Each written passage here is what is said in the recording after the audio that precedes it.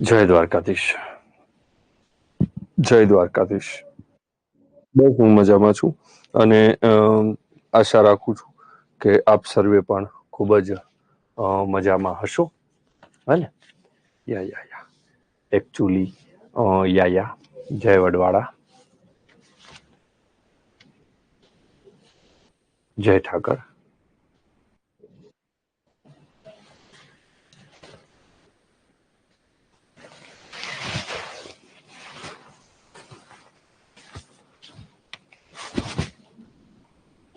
Okay.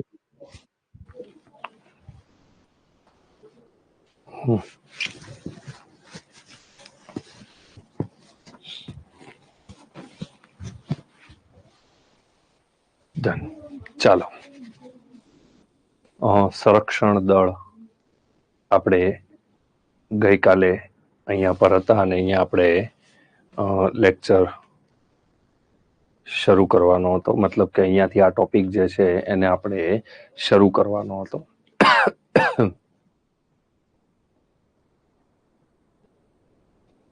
તબિયત એકદમ સારી છે, એકદમ સારી છે.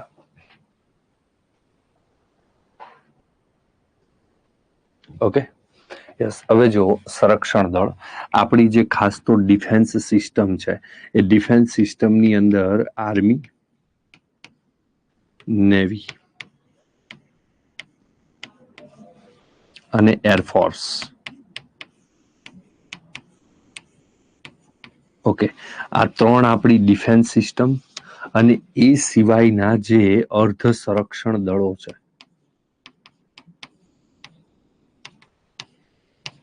અર્ધ સંરક્ષણ દળ કયા કયા છે સાહેબ? તો આની અંદર તમે BSF ને લઈ શકો, આની અંદર તમે NSG ને લઈ શકો, આમાં તમે ITBP ને લઈ શકો, પછી આસામ રાઇફલ ને તમે લઈ શકો, CRPF ને તમે આમાં લઈ શકો. આ બધા જે દળો છે એમના વિશે આપણે ડિટેલમાં ચર્ચા કરવાની છે. આજે આપણી ડિફેન્સ સિસ્ટમના 3 મુખ્ય પાયાઓ છે, એમના વિશે પણ આપણે કમાન્ડન્ટની ચર્ચા કરવાની છે. હાથમાં સારું છે, હવે કોઈ પ્રોબ્લેમ નથી. જો આ જ હાથે હું તમને ભણાવું છું, હવે તો ગરબાય રમી શકું છું હાથે, બરોબર છે? યસ. તો આના વિશે આપણે સૌ પ્રથમ ચર્ચા કરીશું. Get it? હા, CISF પણ આવી જશે, ડોન્ટ વરી. મહત્વના મુદ્દાઓ આવી જશે આની અંદર. જોઈએ સૌ પ્રથમ ત્રણેય સુરક્ષા દળના સેનાપતિ. આપણા જે રાષ્ટ્રપતિ હોય છે ને, એ આપણા આખી આવી રીતની એક સિસ્ટમ હોય છે. જો સૌ પ્રથમ રાષ્ટ્રપતિ આવે છે. ઓકે, રાષ્ટ્રપતિની નીચે જે છે એ ચીફ ઓફ ડિફેન્સ સ્ટાફ આવા એક અધિકારી છે. થોડુંક આગળ લખવાની જરૂર હતી મારે. ઓકે, હું અહીંયા લખું, ચીફ ઓફ ડિફેન્સ સ્ટાફ. આ જે અધિકારી છે, આ આખો નવો હોદ્દો છે. આખો કેવો હોદ્દો છે ભાઈ? નવો હોદ્દો છે. આનું પૂરું નામ છે CDS. ઓકે, અને આમના નીચે જે છે ને એ આ 3 પાંખ આવશે.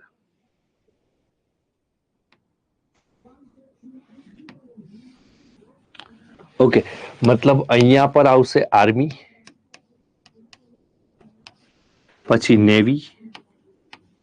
જરૂરી નથી, આ ક્રમ નથી હો ભાઈ. તમે અહીંયા નેવી લખી શકો, અહીંયા નેવી લખી શકો, આ કોઈ ક્રમ નથી. અને પછી આવશે એરફોર્સ.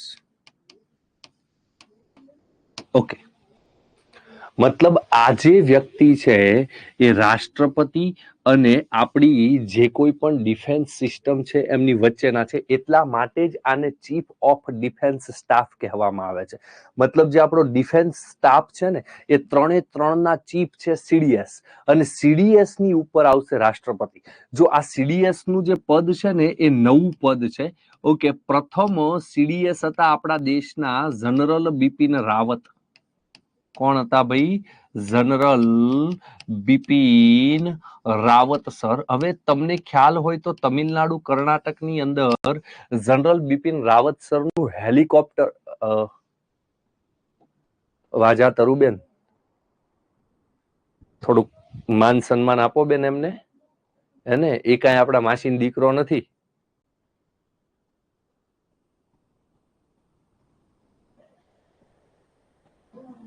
શિક્ષક બનવાના. ઓકે, તો આમનું હેલિકોપ્ટર જે છે એ હેલિકોપ્ટર ક્રેશ થયેલું. ઓકે, અને જનરલ બિપિન રાવત સાહેબ જે છે એ ત્યાં પર શહીદી પ્રાપ્ત કરેલી. એ પ્રથમ આપણા દેશના સીડીએસ હતા. આપણા દેશના એ પ્રથમ સીડીએસ હતા. ઓકે, હવે જો તમારે શોધવાના છે બીજા નંબરના સીડીએસ કોણ છે આપણા દેશના. આ હું તમને હોમવર્ક આપું છું. ઘણા વિદ્યાર્થીઓ શું કરશે કે હમણાં જશે ગૂગલ મારશે અને ગૂગલ મારી અને પછી સીધા એ જે છે એ અહીંયા આવીને કોમેન્ટ ને કોપી પેસ્ટ કરશે. 50 વખત કરશો તો હું તમારો જવાબ જોઈશ નહીં, કારણ કે હું આ હોમવર્કમાં આપું છું. આ તમારે કોમેન્ટમાં નથી લખવાનું, આ તમારે તમારી બુકમાં લખવાનું છે. આ વસ્તુ તમારે તમારી બુકમાં લખવાની છે, કોમેન્ટમાં નથી લખવાનું. મને કઈ કોઈ ફાયદો નથી. તમારે તમારી બુકમાં લખવાનું છે કે ભાઈ દેશના બીજા સીડીએસ કોણ. ડન છે. તો આ રીતની આખી આ સિસ્ટમ છે. તો 3 સુરક્ષા દળોના સેનાપતિ, મતલબ કે સર્વશ્રેષ્ઠ વ્યક્તિ છે એ રાષ્ટ્રપતિ છે. ઓકે, અને આપણા રાષ્ટ્રપતિ અત્યારના કોણ છે? તો મહામહિમ દ્રૌપદી મુર્મુજી.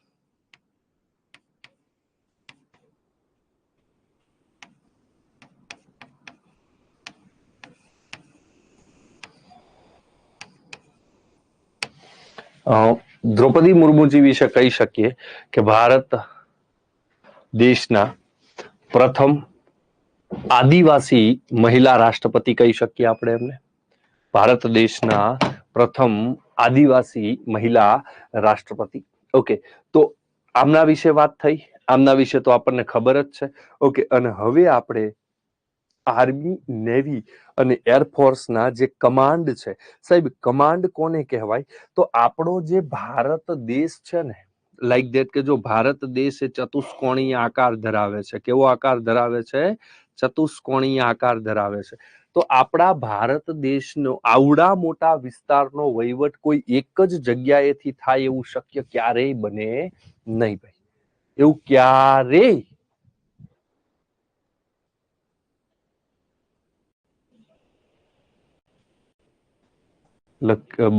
જે છે એ પોસિબલ થાય નહીં. એટલે આપણા દેશના છે ને આવી રીતના ડિપાર્ટમેન્ટ પાડવામાં આવે, આવી રીતના ડિપાર્ટમેન્ટ પાડી દેવામાં આવતા હોય છે. બરોબર છે ને. આને ઉત્તર કમાન્ડ કહી શકીએ, આને મધ્ય કમાન્ડ કહી શકીએ, આને પૂર્વ કમાન્ડ કહી શકીએ, આને પશ્ચિમ કમાન્ડ કહી શકીએ, આને દક્ષિણ પૂર્વ કહી શકીએ, આને દક્ષિણ પશ્ચિમ કહી શકીએ. આવી રીતના કમાન્ડ પાડવામાં આવતા હોય છે. અને એ જે વિસ્તાર છે એમનું એક મુખ્ય મથક ફિક્સ હોય છે. એક મુખ્ય મથક ફિક્સ હોય છે કે ભાઈ દેશનો પશ્ચિમ કમાન્ડ હોય તો એ પશ્ચિમ કમાન્ડની અંદર રાજસ્થાન, મહારાષ્ટ્રનો કેટલોક ભાગ અને ગુજરાતનો પ્રદેશ એની અંદર સમાવિષ્ટ થતો હોય છે. ઓકે, તો આપણે અહીંયા પર જોઈએ સંરક્ષણ દળનો વહીવટ કોણ કરે છે? તો સાહેબ આપણા સંરક્ષણ મંત્રી કરે છે. આપણા સંરક્ષણ મંત્રી હાલના છે શ્રી રાજનાથ સિંહ. શ્રી રાજનાથ સિંહજી. બરોબર છે. 3 સેના છે. થલ સેના એટલે આર્મી, જળ સેના એટલે નેવી અને વાયુ સેના એટલે એરફોર્સ. વાયુ સેના એટલે એરફોર્સ. Got it? ઓકે, અહીંયા પર સૌ પ્રથમ આપણે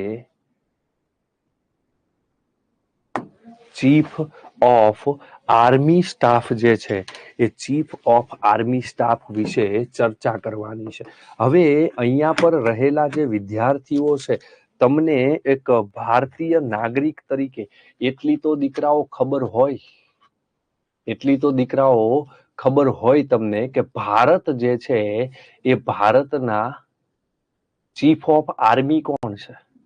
મતલબ આપણી જે આર્મી છે એ આર્મીના વડા કોણ છે અત્યારે હાલમાં?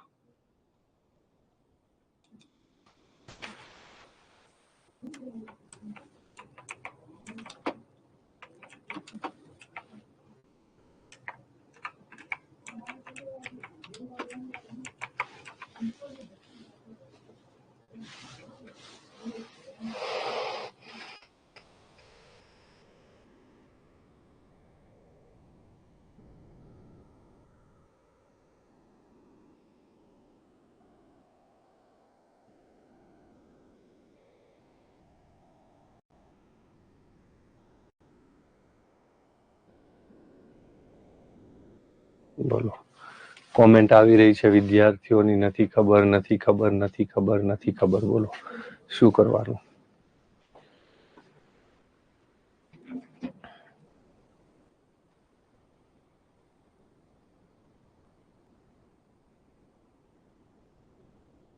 ભાઈ મનોજ પાંડે સર બદલી ગયા.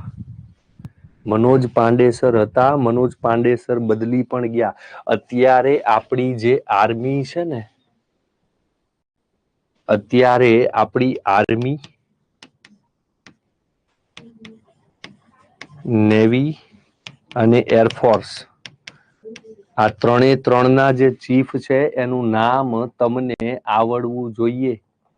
નામ તમને આવડવું જોઈએ. ઓકે, અત્યારે આજે આપણી આર્મી છે એના મેઇન છે જનરલ ઉપેન્દ્ર દ્વિવેદી સર. ઉપેન્દ્ર દ્વિવેદી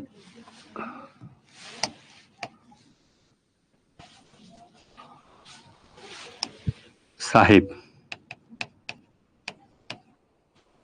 પછી સાહેબ જે નેવી છે એ નેવીના મેઇન કોણ છે? તો દિનેશ કુમાર ત્રિપાઠી સર.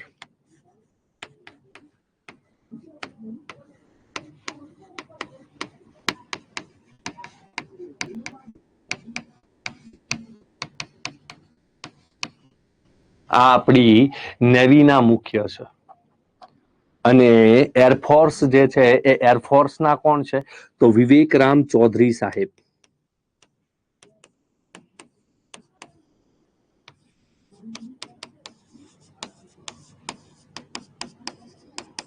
આ ત્રણે ત્રણ વસ્તુ તમારી બુકની અંદર જે છે એ લખી નાખજો ભાઈ.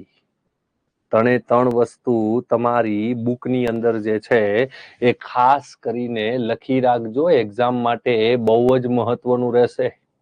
ઓકે, અને આપણા જે આપણે હમણાં આગળ વાત કરી ને, મને ખબર છે કે તમે કોઈ કઈ સર્ચ બર્ચ કરવાના નથી, એટલા માટે હું તમને લખાવી દઉં છું. આપણા જે સીડીએસ છે અત્યારે, ઓકે, એ સીડીએસ નું નામ છે લેફ્ટનન્ટ જનરલ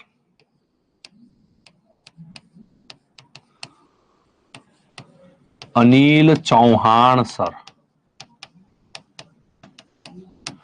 આ આપણા દેશના આમ જોવા જઈએ ને તો સેકન્ડ સીડીએસ પણ કહેવાય છે. સેકન્ડ સીડીએસ પણ કહેવાય છે. ક્લિયર છે? ઓકે, તો આ વસ્તુ એક ખાસ ધ્યાનમાં રાખજો.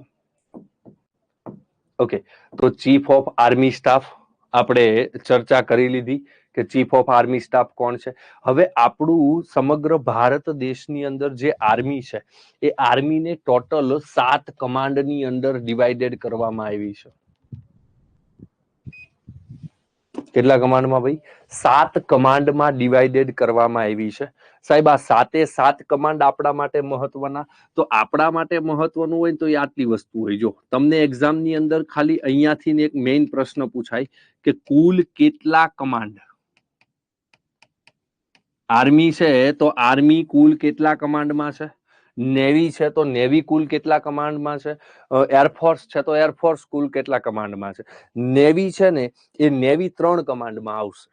બાકી બંને 7 કમાન્ડમાં જ આવશે. નેવી શું કામ 3 કમાન્ડમાં આવશે ભાઈ? કારણ કે સાહેબ નેવી ત્યાં જ હોય જ્યાં દરિયા કિનારો હોય. હવે ભારતની ફરતે દરિયા કિનારો નથી.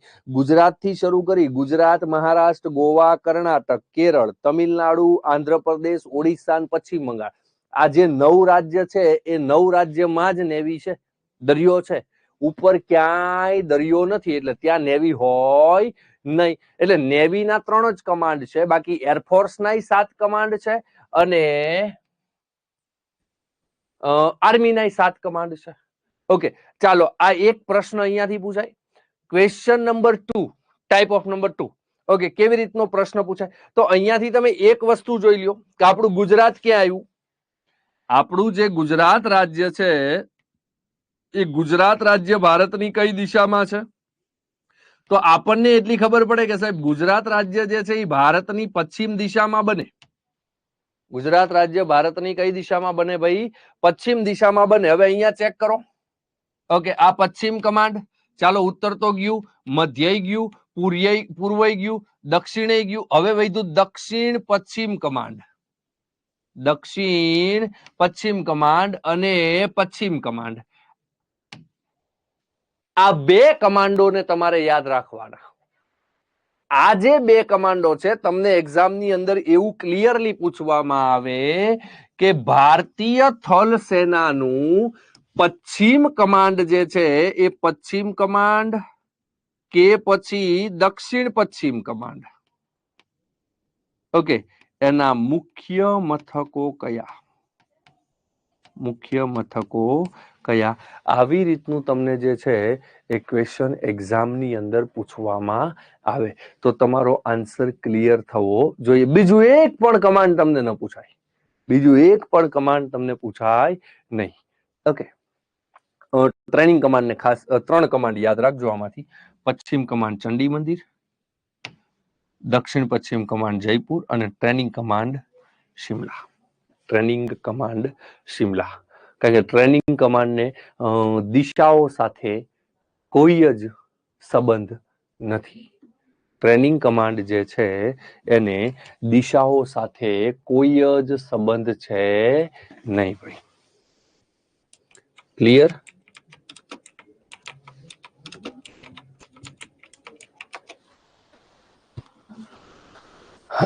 Yes, yes.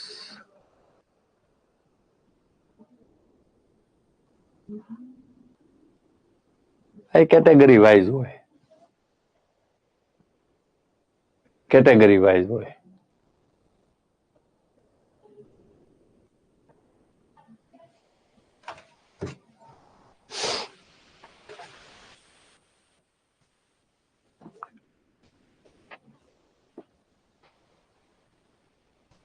ભારતીય આર્મીમાં મતલબ ભારતીય થલ સેનામાં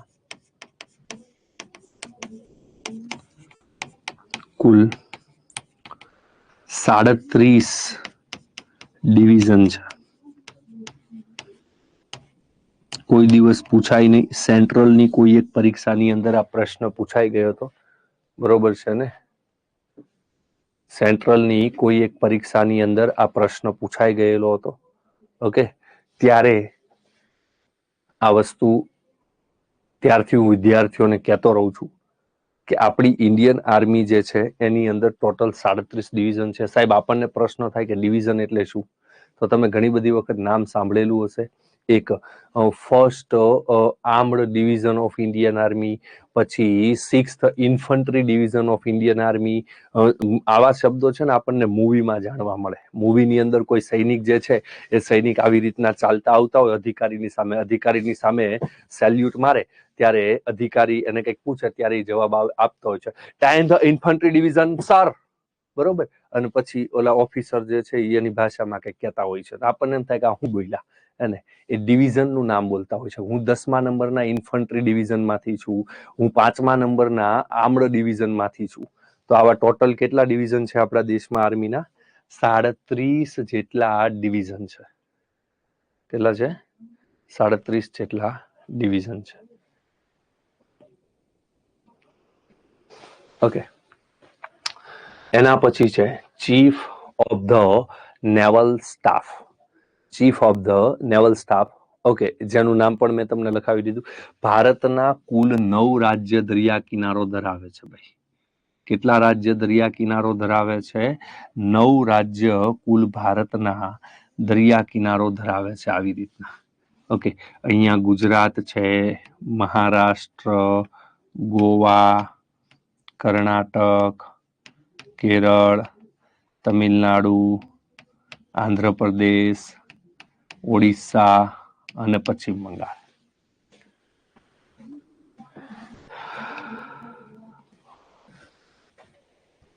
ઓકે, ટોટલ 9 રાજ્ય જે દરિયા કિનારો ધરાવે છે. એમાં આ તો બહુ ઈઝી છે. નેવીના કમાન્ડો યાદ રાખવા ને બહુ ઈઝી, કારણ કે એક વસ્તુ તો આપણા માટે ફિક્સ થઈ જાય. કઈ વસ્તુ સાહેબ? તો ક્યાં હોય નેવી? તો કે જ્યાં દરિયો હોય ત્યાં. એટલે આની ઉપર પોસિબલ નથી અને આની ઉપર પોસિબલ નથી. કેમ? કારણ કે આ બધે જમીન સરહદ છે. આ બધે શું છે ભાઈ? જમીન સરહદ છે. ઓકે, તો અહીંયા પર જુઓ, અહીંયા આવેલું છે આપણું મુંબઈ. અહીંયા પર આવેલું છે કોચીન, અને અહીંયા પર આવેલું છે વિશાખાપટ્ટનમ.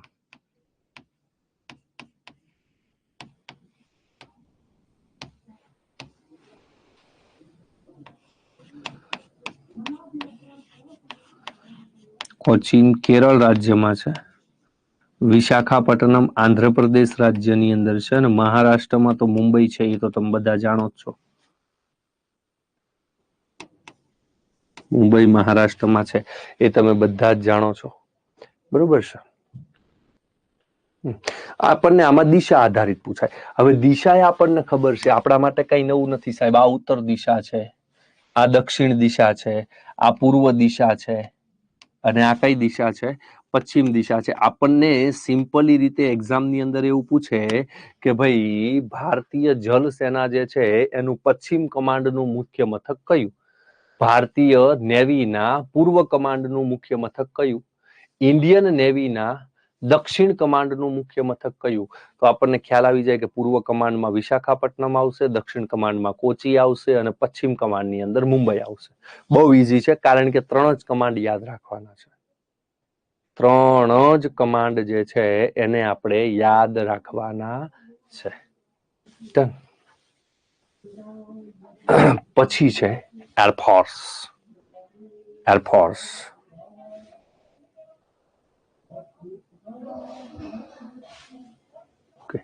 7 કમાન્ડ છે. કેટલા છે? 7 કમાન્ડ. ઇન્ડિયન આર્મીના તો કે સાહેબ 7 કમાન્ડ, એરફોર્સના 7 કમાન્ડ, નેવીના 3 કમાન્ડ, ઇન્ડિયન આર્મીના જે 7 કમાન્ડ છે એ 7 કમાન્ડમાં આપણે 3 જ યાદ રાખ્યા. દક્ષિણ કમાન્ડ, પશ્ચિમ કમાન્ડ, દક્ષિણ પશ્ચિમ કમાન્ડ અને ટ્રેનિંગ કમાન્ડ. નેવીના 3 યાદ રહી ગયા, વિશાખાપટ્ટનમ, કોચી અને મુંબઈ. એરફોર્સના ખાલી એક જ કમાન્ડ યાદ રાખજો. બહુ તો રખાવું તો 2 રખાવું. ઓકે, કયા જો?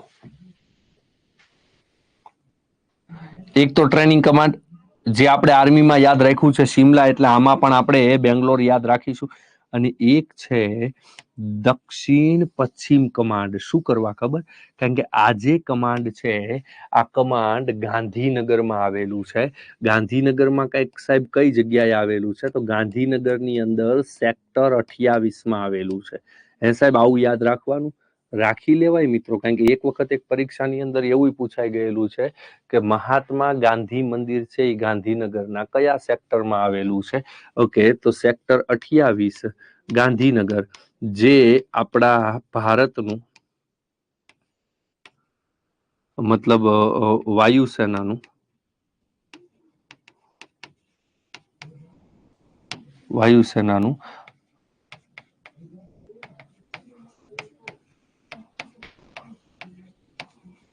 દક્ષિણ પશ્ચિમ કમાન્ડ છે. ઓકે, આટલી વસ્તુ જે છે એ આપણા માટે કમાન્ડમાં જરૂરી છે ભાઈ. આટલી વસ્તુ આપણા માટે કમાન્ડની અંદર ખાસ વધારે જરૂરી છે. ચાલો, ક્લિયર થાય છે ભાઈ? જણાવો મને.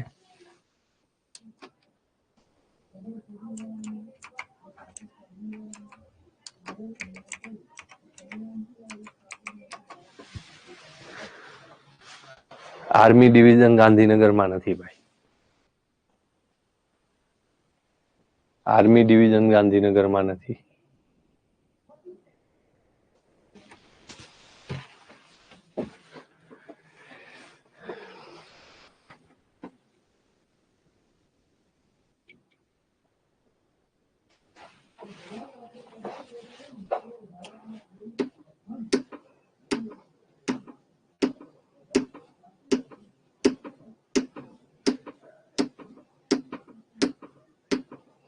ઓકે, હવે આના પછી છે central reserve police force.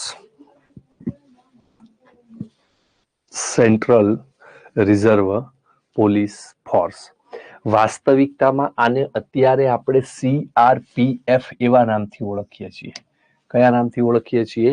CRPF. Okay, જો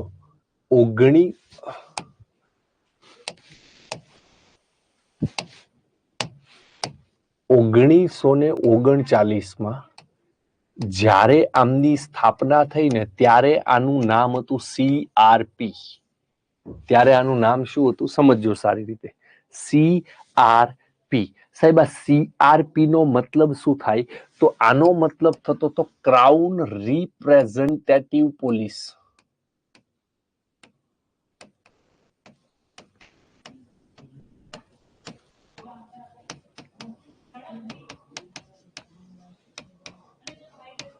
ક્રાઉન રિપ્રેઝેન્ટેટિવ પોલીસ. પણ આ ક્યારે? તો જ્યારે સાહેબ એમની સ્થાપના થઈને એ સમયગાળામાં. પછી 1949ના વર્ષે 1949ના વર્ષે આપણે એક અધિનિયમ પસાર કર્યો સેન્ટ્રલ રિઝર્વ પોલીસ ફોર્સનો, અને ત્યારે આનું નામ જે છે એ CRPF કરવામાં આવ્યું. અને આ CRPF નું નામ તમારી સામે અહીંયા પર લખેલું છે. આનું નામ તમારી સામે અહીંયા પર લખેલું છે. મતલબ આમનું નામ બદલવામાં ક્યારે આવ્યું, અથવા તો એની સ્થાપના થઈ ત્યારે આનું કયું નામ હતું? તો સાહેબ સ્થાપના સમયે નામ હતું CRP, ક્રાઉન રિપ્રેઝેન્ટેટિવ પોલીસ.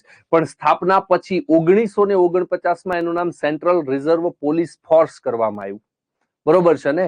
જો CRPF વિશે આપણે ચર્ચા કરીએ ને તો ભારતનું સૌથી મોટું અર્ધસૈનિક દળ, ભારતનું સૌથી મોટું અર્ધ સૈનિક દળ. ઓકે, મતલબ આર્મી, નેવી અને એરફોર્સ ને જો આપણે સાઈડ કરીએ ને તો એક પણ અર્ધ સંરક્ષણ દળ આનાથી મોટું નથી. Indo Tibetan border police force હોય, એટલે કે ITBP, આસામ રાઇફલ હોય, SPB હોય, CISF હોય, NSG હોય, SPG હોય, XYZ દળ હોય, એ આનાથી મોટું કોઈ નથી. મતલબ આર્મી, નેવી અને એરફોર્સ ને સાઈડ કરતા અર્ધ સંરક્ષણ દળોની અંદર સૌથી મોટામાં મોટું દળ હોય ને આપણી પાસે તો CRPF છે. તો કયું છે બેટા? CRPF છે. ઓકે સાહેબ, ક્યાં ક્યાં કાર્ય કરે? આપણને આ જરૂરી થોડું છે કે એની ટાઈમ સાહેબ યુદ્ધ શરૂ જ હોય તો યુદ્ધમાં જ મદદ કરે? બીજી કઈ કઈ જગ્યા પર આપણને મદદ કરે? બરોબર છે ને? તો જો ભીડને કાબુમાં રાખવા. સાહેબ ભીડને કાબુમાં રાખવા એટલે કઈ સમજાણું નહીં તો તમને ખ્યાલ હશે કે ઘણી બધી જગ્યાએ સરકારના મોટા મોટા કોઈ કાર્યક્રમ હોય. ઓકે, તો એ જગ્યાએ જે છે ને CRPF ના જે સૈનિકો છે, જે કમાન્ડો છે, એ 2-3 દિવસ અગાઉ જ મુકાઈ જતા હોય છે. કે ક્યારેક વડાપ્રધાન નરેન્દ્ર મોદી સાહેબ આવતા હોય તો પણ આ જે ઓફિસર્સ છે એ ત્યાં પર રાઉન્ડમાં મુકાઈ જતા હોય છે. તો ભીડને કાબુમાં રાખવા માટે, બરોબર છે ને? પછી VIP સુરક્ષા માટે.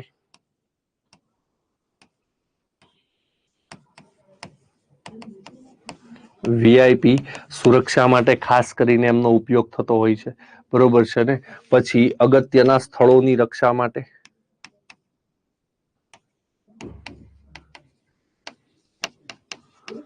મોટા મોટા ધાર્મિક સ્થળો હોય, ઓકે, મોટા હેરિટેજ સ્થળો હોય તો એમની સુરક્ષા માટે CRPF ને મૂકવામાં આવતી હોય છે. ઓકે, પછી યુદ્ધની પરિસ્થિતિની અંદર પણ એમનો ઉપયોગ થાય છે. મતલબ યુદ્ધમાં પણ એ આપણા માટે મહત્વના સાબિત થઈ શકે છે. ઓકે, અને કુદરતી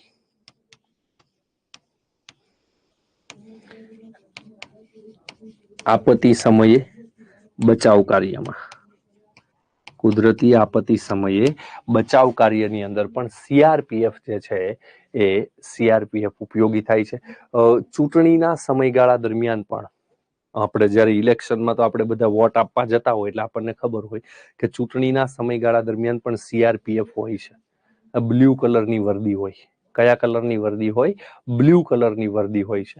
તો ત્યારે પણ CRPF હોય છે. ઓકે, જોઈએ અહીંયા ડિટેલ આપી છે. સીઆરપીએફ ની સ્થાપના સાહેબ 1939. ઓકે, ક્રાઉન રિપ્રેઝેન્ટેટિવ પોલીસ 1949 પહેલા નામ હતું. 1949 થી એનું નામ શું કરી દેવામાં આવ્યું તો સીઆરપીએફ. 1992 ના વર્ષે જ્યારે જે જગ્યાએ વાસ્તવિકતામાં રામ મંદિર હતું એવું સુપ્રીમ કોર્ટે કીધું અને હિન્દુઓની આસ્થા પણ કહે છે. ઓકે, અને એ રામ મંદિરની જગ્યા ઉપર જે તે સમયે વિદેશી આક્રાંતાઓ દ્વારા જે મસ્જિદ બનાવવામાં આવી હતી અને પછી 1992 ની અંદર જે કોમી રમખાણો થયા એ રમખાણોની અંદર મસ્જિદને તોડી નાખવામાં આવી અથવા એનો ઢાંચો તોડી નાખવામાં આવ્યો, તો ત્યારે આ રમખાણોને દબાવવા સીઆરપીએફ અંતર્ગત એક રેપિડ એક્શન ફોર્સની સ્થાપના થઈ હતી. ઓકે, રેપિડ એક્શન ફોર્સ નો મતલબ શું થાય? એક્શન એટલે પ્રતિક્રિયા, ફોર્સ એટલે દળ અને રેપિડ એટલે તત્કાલ. ઓકે, મતલબ કોઈ પણ જાતનો વેઇટ કર્યા વગર તાત્કાલિક પ્રતિક્રિયા આપનાર ફોર્સ એટલે એને રેપિડ એક્શન ફોર્સ કહેવાય, RAF. તો આની રચના જે છે એ સીઆરપીએફ અંતર્ગત થયેલી 1992માં. તો આ જે છે આ સીઆરપીએફ નું ડિટેલ છે જે મહત્વનું છે, બરોબર છે.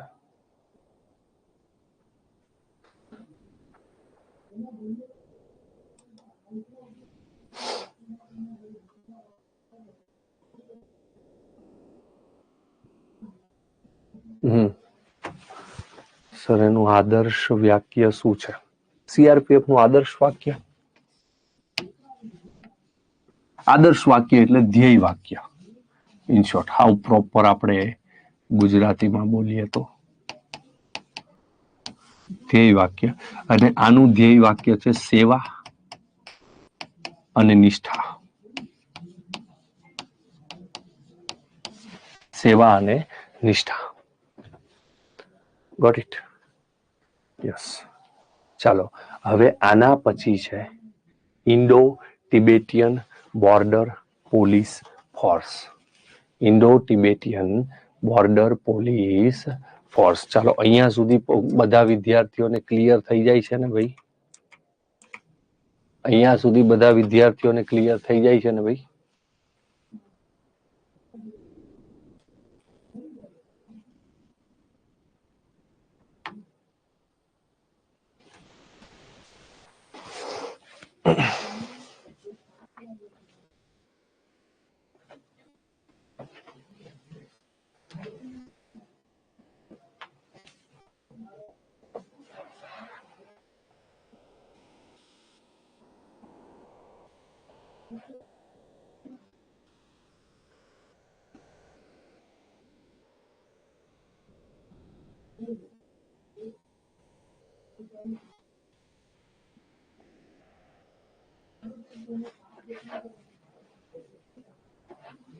ઓકે, ચાલો હવે આઈટીબીપી ની વાત કરીએ.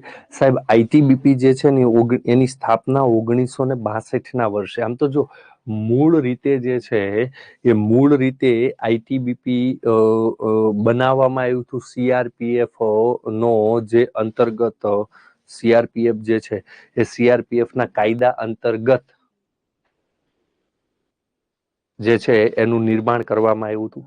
ઓકે, પણ પછી સંસદની અંદર એમના માટેનો એક નવો કાયદો બનાવવામાં આવ્યો અને ઈ કાયદો બનાવવામાં આવ્યો 1992-94 ના વર્ષે.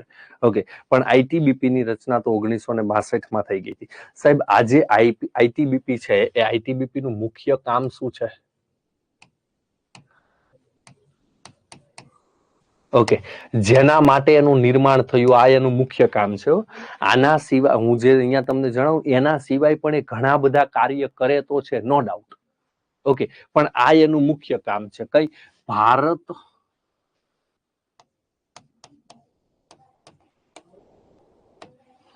અને ચીન સરહદ,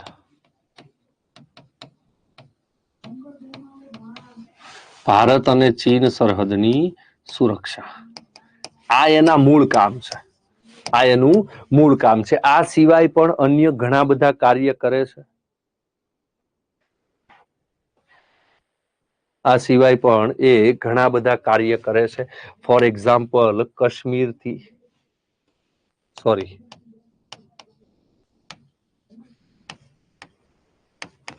લદ્દાખથી મ્યાનમાર સુધીની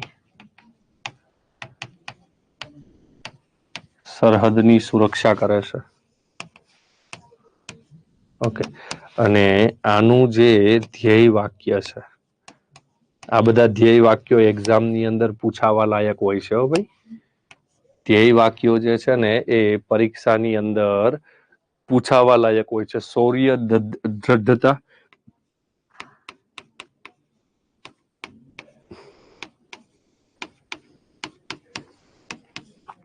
કર્મ અને નિષ્ઠા. શૌર્ય, દ્રઢતા, કર્મ અને નિષ્ઠા. ઓકે, જોઈએ આમના વિશે. તો 1962 જ્યારે ચીન છે એ ચીન ભારત ઉપર આક્રમણ કરે છે. 1962 અને 1962 જ્યારે ચીન ભારત ઉપર આક્રમણ કરે છે ને, ત્યારે ચીનનો ક્લિયરલી ઈચ્છા એવી હોય છે કે ભાઈ ભારતનો જે ભૂમિ ભાગ છે એ ભૂમિ ભાગ આપણે પડાવી લેવો છે. આપણા છે ને 123 જેટલા સૈનિકો ત્યાં હતા. કેટલા? 123 જેટલા સૈનિકો ત્યાં હતા. અને આ બધા જ સૈનિકો છે ને એ કુમાઉ રેજિમેન્ટના હતા. કુમાઉ રેજિમેન્ટના હતા. આ સૈનિકોના જે મુખ્ય વ્યક્તિ હતા ને, ઓકે, એ મુખ્ય વ્યક્તિ જેનું નામ હતું મેજર સૈતાનસિંહ ભાટી.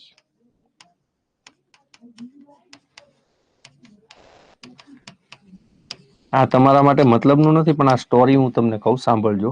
મેજર સૈતાનસિંહ ભાટી અને એના નીચે એક બાકીના જેટલા પણ સૈનિકો હતા ને, એમના નીચે જેટલા પણ સૈનિકો હતા ને, એ બધા સૈનિકો આહિર હતા.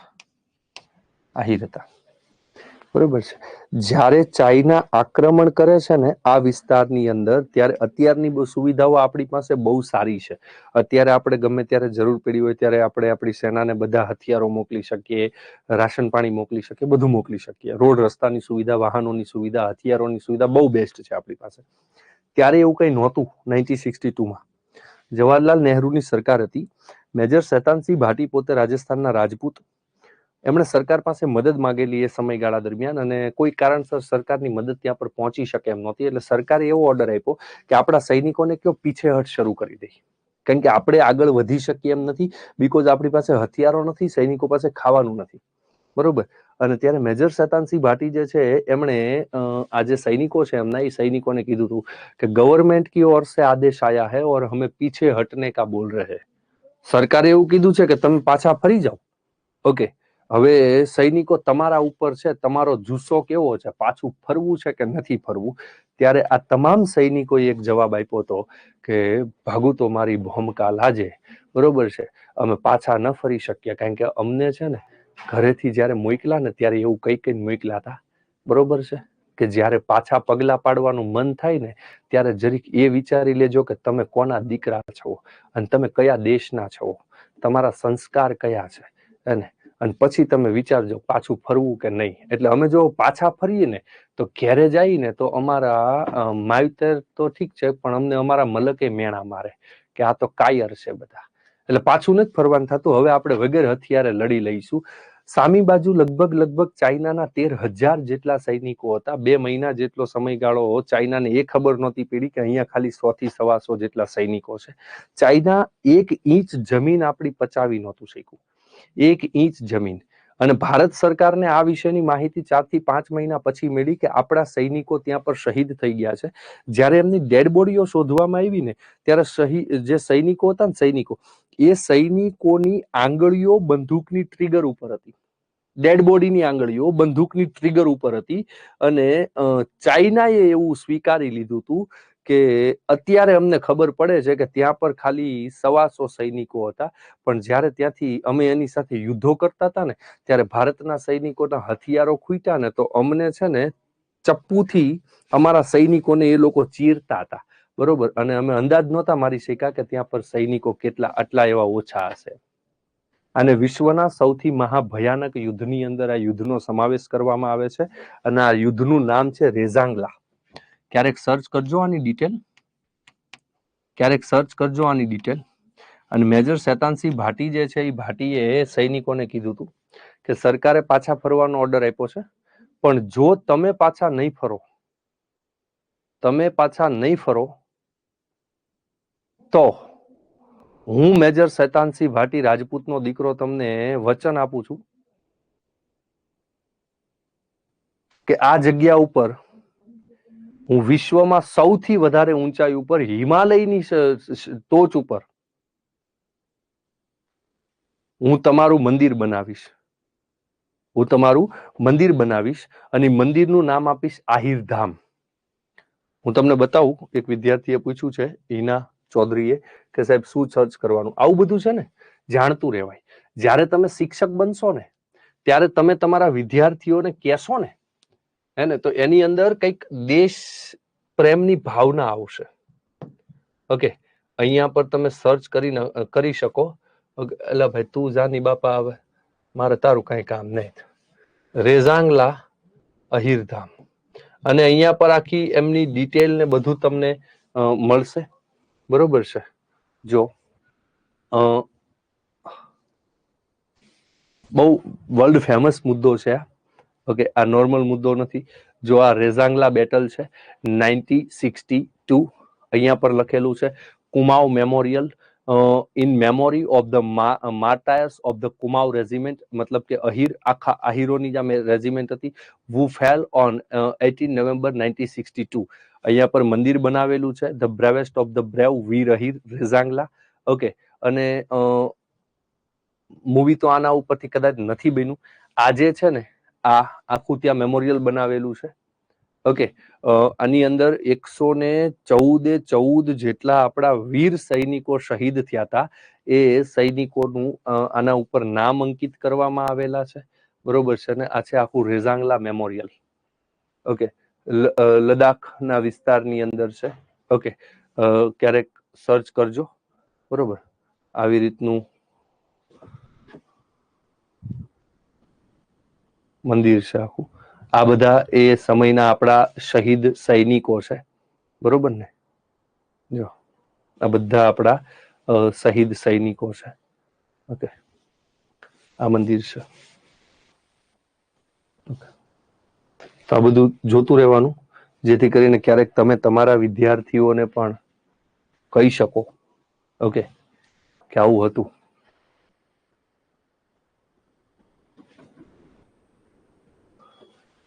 યસ. પછી જે આપણે યોગેન્દ્રસિંહ યાદવની મેં તમને સ્ટોરી કીધી હતી, એ આના સાથે નથી સંકળાયેલા. બરોબર છે, એ તો કારગિલ સાથે સંકળાયેલા છે. એમના વિશે બી સર્ચ કરજો. તમે જ્યારે એમને સાંભળશો ને ત્યારે તમને એવું થશે કે યાર હકીકતમાં શું બલિદાનો આપ્યા છે. આપણે કોમેન્ટ કરવામાંથી ઊંચા નથી આવતા, પણ આપણા સૈનિકોએ જે બલિદાનો આપ્યા છે ને, એ અપ્રતિમ છે.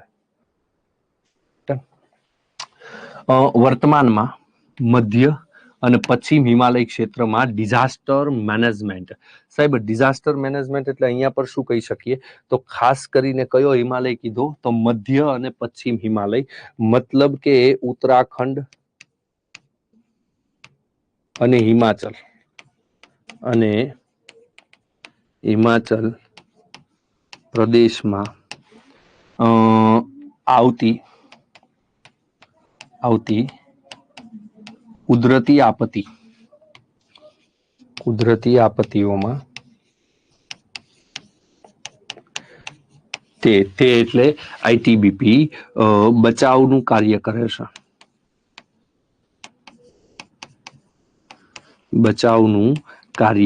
છે. ડિઝાસ્ટર મેનેજમેન્ટ એટલે મતલબ કે આપત્તિ વ્યવસ્થાપન. ડિઝાસ્ટર મેનેજમેન્ટ મતલબ આપત્તિ વ્યવસ્થાપન. ઓકે, તો આ જે વિસ્તાર છે ઉત્તરાખંડ અને હિમાચલ પ્રદેશનો વિસ્તાર, તમને એ ખબર હશે કે કેદારનાથ અહીંયા જ આવેલું છે. બદ્રીનાથ અહીંયા જ છે અને છાસવારે ત્યાં પર શું થતું હોય ભાઈ, વાદળ ફાટવાની ઘટના બનતી હોય, પુષ્કળ માત્રામાં વરસાદ પડી જતો હોય, બરફ વર્ષા થતી હોય, અથવા તો તમે રોડ ઉપરથી ચાલ્યા જતા હોય તો સાઈડમાં મોટો પર્વત હોય, પર્વત ઉપરથી પથ્થર આવે ભમ કરતો હેઠો, માટી ઘસી પડે, આવું બધું આવી બધી સામાન્ય ઘટનાઓ ત્યાં પર રેરલી નહીં, ત્યાં પર રેગ્યુલરલી થતી હોય છે. ઓકે, તો આ સમયગાળા દરમિયાન ત્યાંના જે યાત્રિકો છે, જે વિઝિટર્સ છે, એ વિઝિટર્સને બચાવવાનું કાર્ય કોણ કરે છે? ITBP, Indo Tibetan border police force કરે છે. અને કૈલાસ માનસરોવરની જે યાત્રા છે, ઓકે, એમાં પણ સુરક્ષાની જે જવાબદારી છે, એ સુરક્ષાની જવાબદારી આઈટીબીપી પોતે નિભાવે છે. ઓકે, ચાલો, ક્લિયર થાય છે.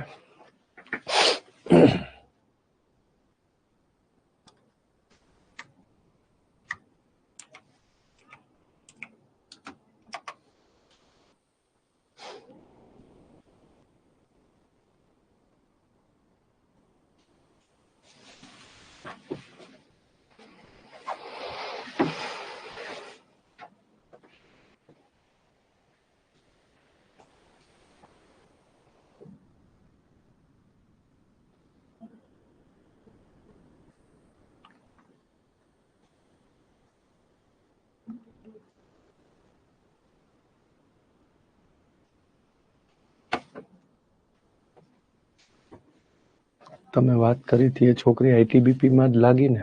હા, મેં ગઈકાલે વાત કરી હતી ને, સવિતાબેન ડાભી, બરોબર છે, આઈટીબીપી માં જ છે.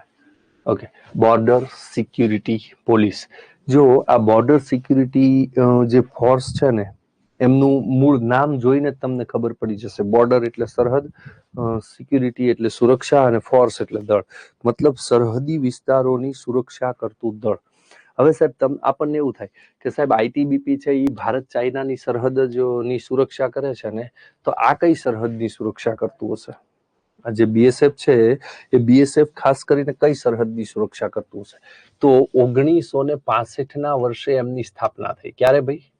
1965 વર્ષે એમની સ્થાપના થઈ. ઓકે, અને ખાસ કરીને ભારત પાકિસ્તાન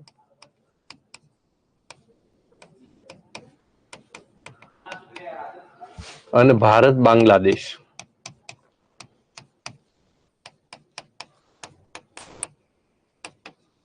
ભારત પાકિસ્તાન અને ભારત બાંગ્લાદેશ, આ બંનેની નિહાલભાઈ દવે, છેલ્લે કહેજો ને, કરી દઈશું આપણે. આ બંનેની જે સરહદ છે, એ સરહદની સુરક્ષાની જવાબદારી બીએસએફ ના હાથમાં હોય છે. કોના હાથમાં હોય છે ભાઈ? બીએસએફ ના હાથમાં હોય છે.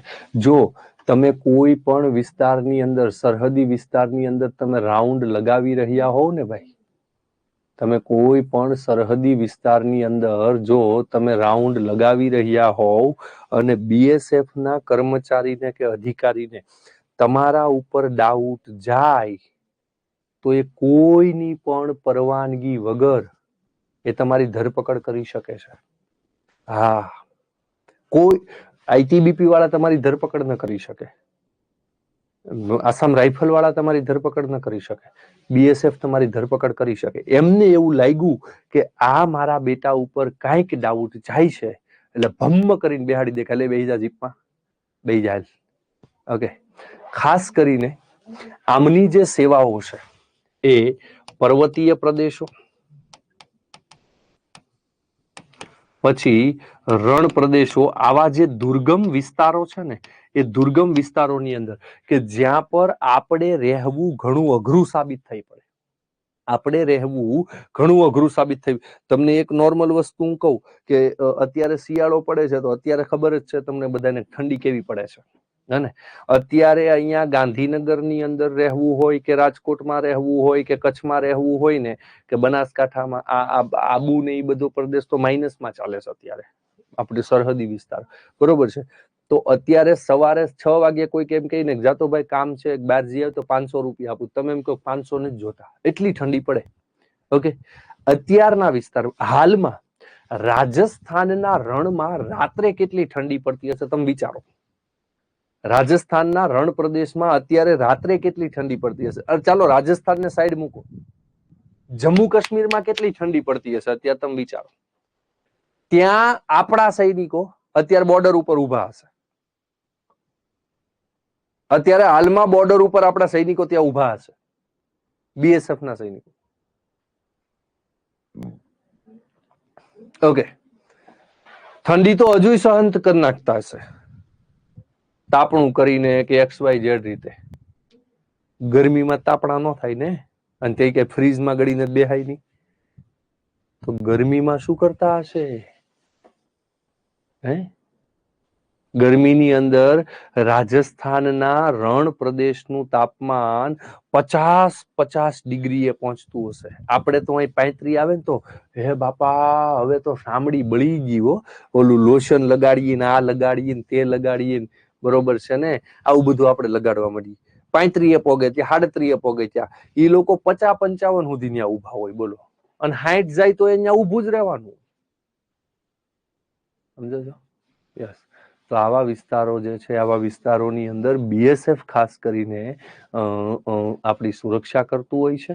ઓકે, અને આનું જે ધ્યેય વાક્ય છે એ જીવન પર્યત કર્તવ્ય છે. ધ્યેય વાક્ય પણ એમનું જબરજસ્ત છે ભાઈ, એમનું ધ્યેય વાક્ય પણ જબરજસ્ત છે. જીવન પર્યત કર્તવ્ય.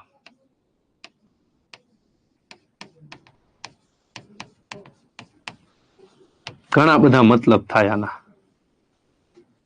ઘણા બધા મતલબ થાય. જીવીએ છીએ ત્યાં સુધી દેશની સેવાનું કર્તવ્ય છે, અથવા તો જીવ છે ત્યાં સુધી આપણું આ કર્તવ્ય છે, બરોબર છે. આવા ઘણા બધા મતલબ આના થઈ શકે. જોઈએ બીએસએફ વિશે.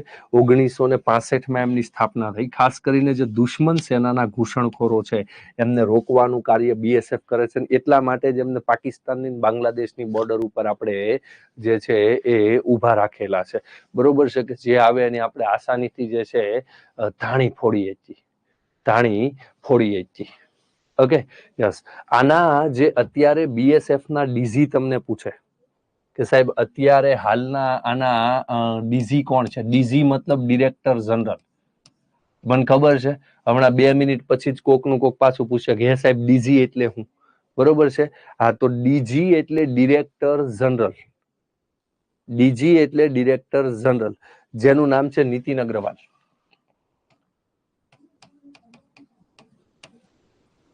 Agarwal sir, Nitin Agrawal sir, DG.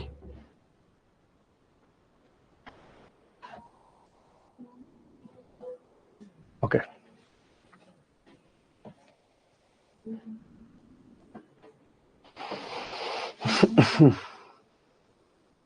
એના પછી છે CISF. CISF, જય હિન્દ, જય હિન્દ. આ બધા છે ને એટલે જ ભાઈ આપણે છીએ, બાકી આપણે હે ને કેદુના રામ રમી જાવત, બરોબર છે. નો તમે ભણતા હોત કે નો હું ભણાવતો હોત, હવના ખેલ પૂરા થઈ ગયા હોત ભાઈ. આ તો આ બધા છે એટલે આપણે મોજ મજા મારીએ છીએ. Okay, yes.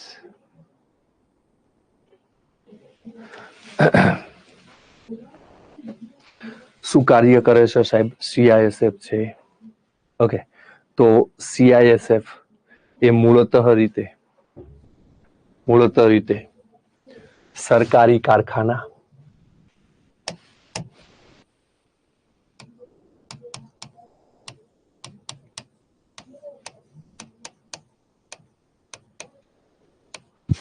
પરમાણુ મથક,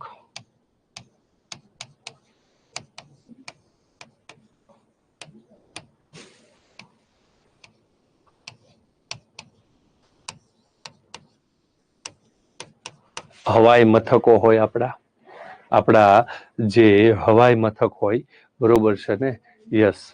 એ સિવાય પણ વિશિષ્ટ લોકોની સુરક્ષા,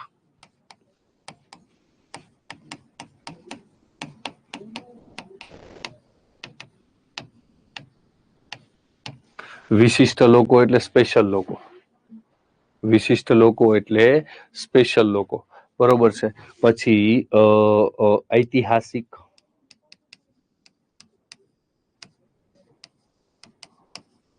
જે આપણી ધરોહર હોય, ઓકે, એમની સુરક્ષા, આ બધાની જે સુરક્ષા છે એ સુરક્ષા કરવાનું કાર્ય સીઆઈએસએફ નું છે. સીઆઈએસએફ નું છે. ફોર એક્ઝામ્પલ હું તમને ઉદાહરણ આપું કે આપણે અહીંયા પર અમદાવાદ એરપોર્ટ છે, ગુજરાતની અંદર અમદાવાદ ઇન્ટરનેશનલ એરપોર્ટ છે, પછી ગુજરાતની અંદર સુરત ઇન્ટરનેશનલ એરપોર્ટ છે, પછી ગુજરાતની અંદર રાજકોટ હીરાસર ઇન્ટરનેશનલ એરપોર્ટ છે, બરોબર છે, પછી આપણે અહીંયા પર ઓએનજીસી નામની કંપની છે, ઓકે, આ બધાની સુરક્ષા જે છે, આ બધાની સુરક્ષા કરવાનું મૂળ કાર્ય કોનું છે? આ બધાની સુરક્ષા કરવાનું મૂળ કાર્ય કોનું છે? તો સીઆઈએસએફ નું છે. કોનું છે? સીઆઈએસએફ નું છે. આ જે સીઆઈએસએફ છે ને એ સીઆઈએસએફ નું ધ્યેય વાક્ય છે.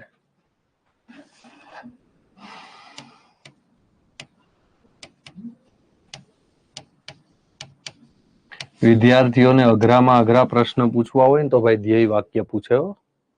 અઘરા પ્રશ્ન જો પૂછવા હોય ને તો વિદ્યાર્થીઓને ધ્યેય વાક્ય પૂછવામાં આવે. સંરક્ષણ અને સુરક્ષા.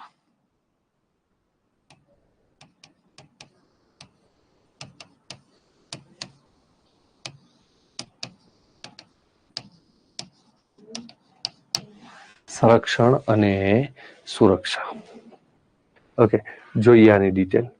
તો 1969 સ્થાપના થઈ. કેન્દ્ર સરકારના ઔદ્યોગિક એકમો કે ઉદ્યમોમાં કર્મચારીઓ અને સંપત્તિનું રક્ષણ કરવાનું જે કાર્ય છે એ કાર્ય સીઆઈએસએફ કરતી હોય છે. સીઆઈએસએફ કરતી હોય છે. બરોબર છે? હા, બરોબર છે. હમ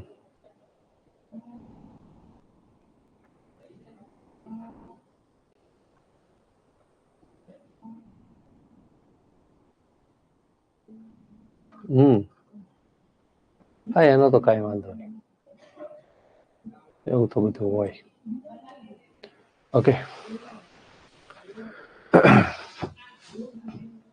હવે છે national security guard. National security guard, NSG તરીકે ઓળખવામાં આવે છે.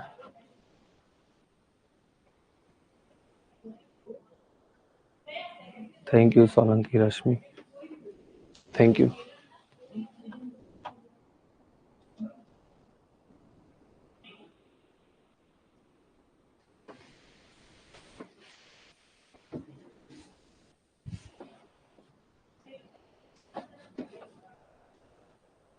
અમને તમે સામાન્ય રીતે ઓળખતા હશો. જો ન ઓળખતા હોય તો હું તમને ફોટો બતાવું એટલે તમે ઓળખી જશો. NSG ખતરનાક, આમની તોલે કોઈ ના આવે ભાઈ, પણ આમની સંખ્યા બહુ ન હોય. આમની સંખ્યા જે છે એ બહુ હોય નહીં, મતલબ આ લાખોની સંખ્યામાં ન હોય. ઓકે,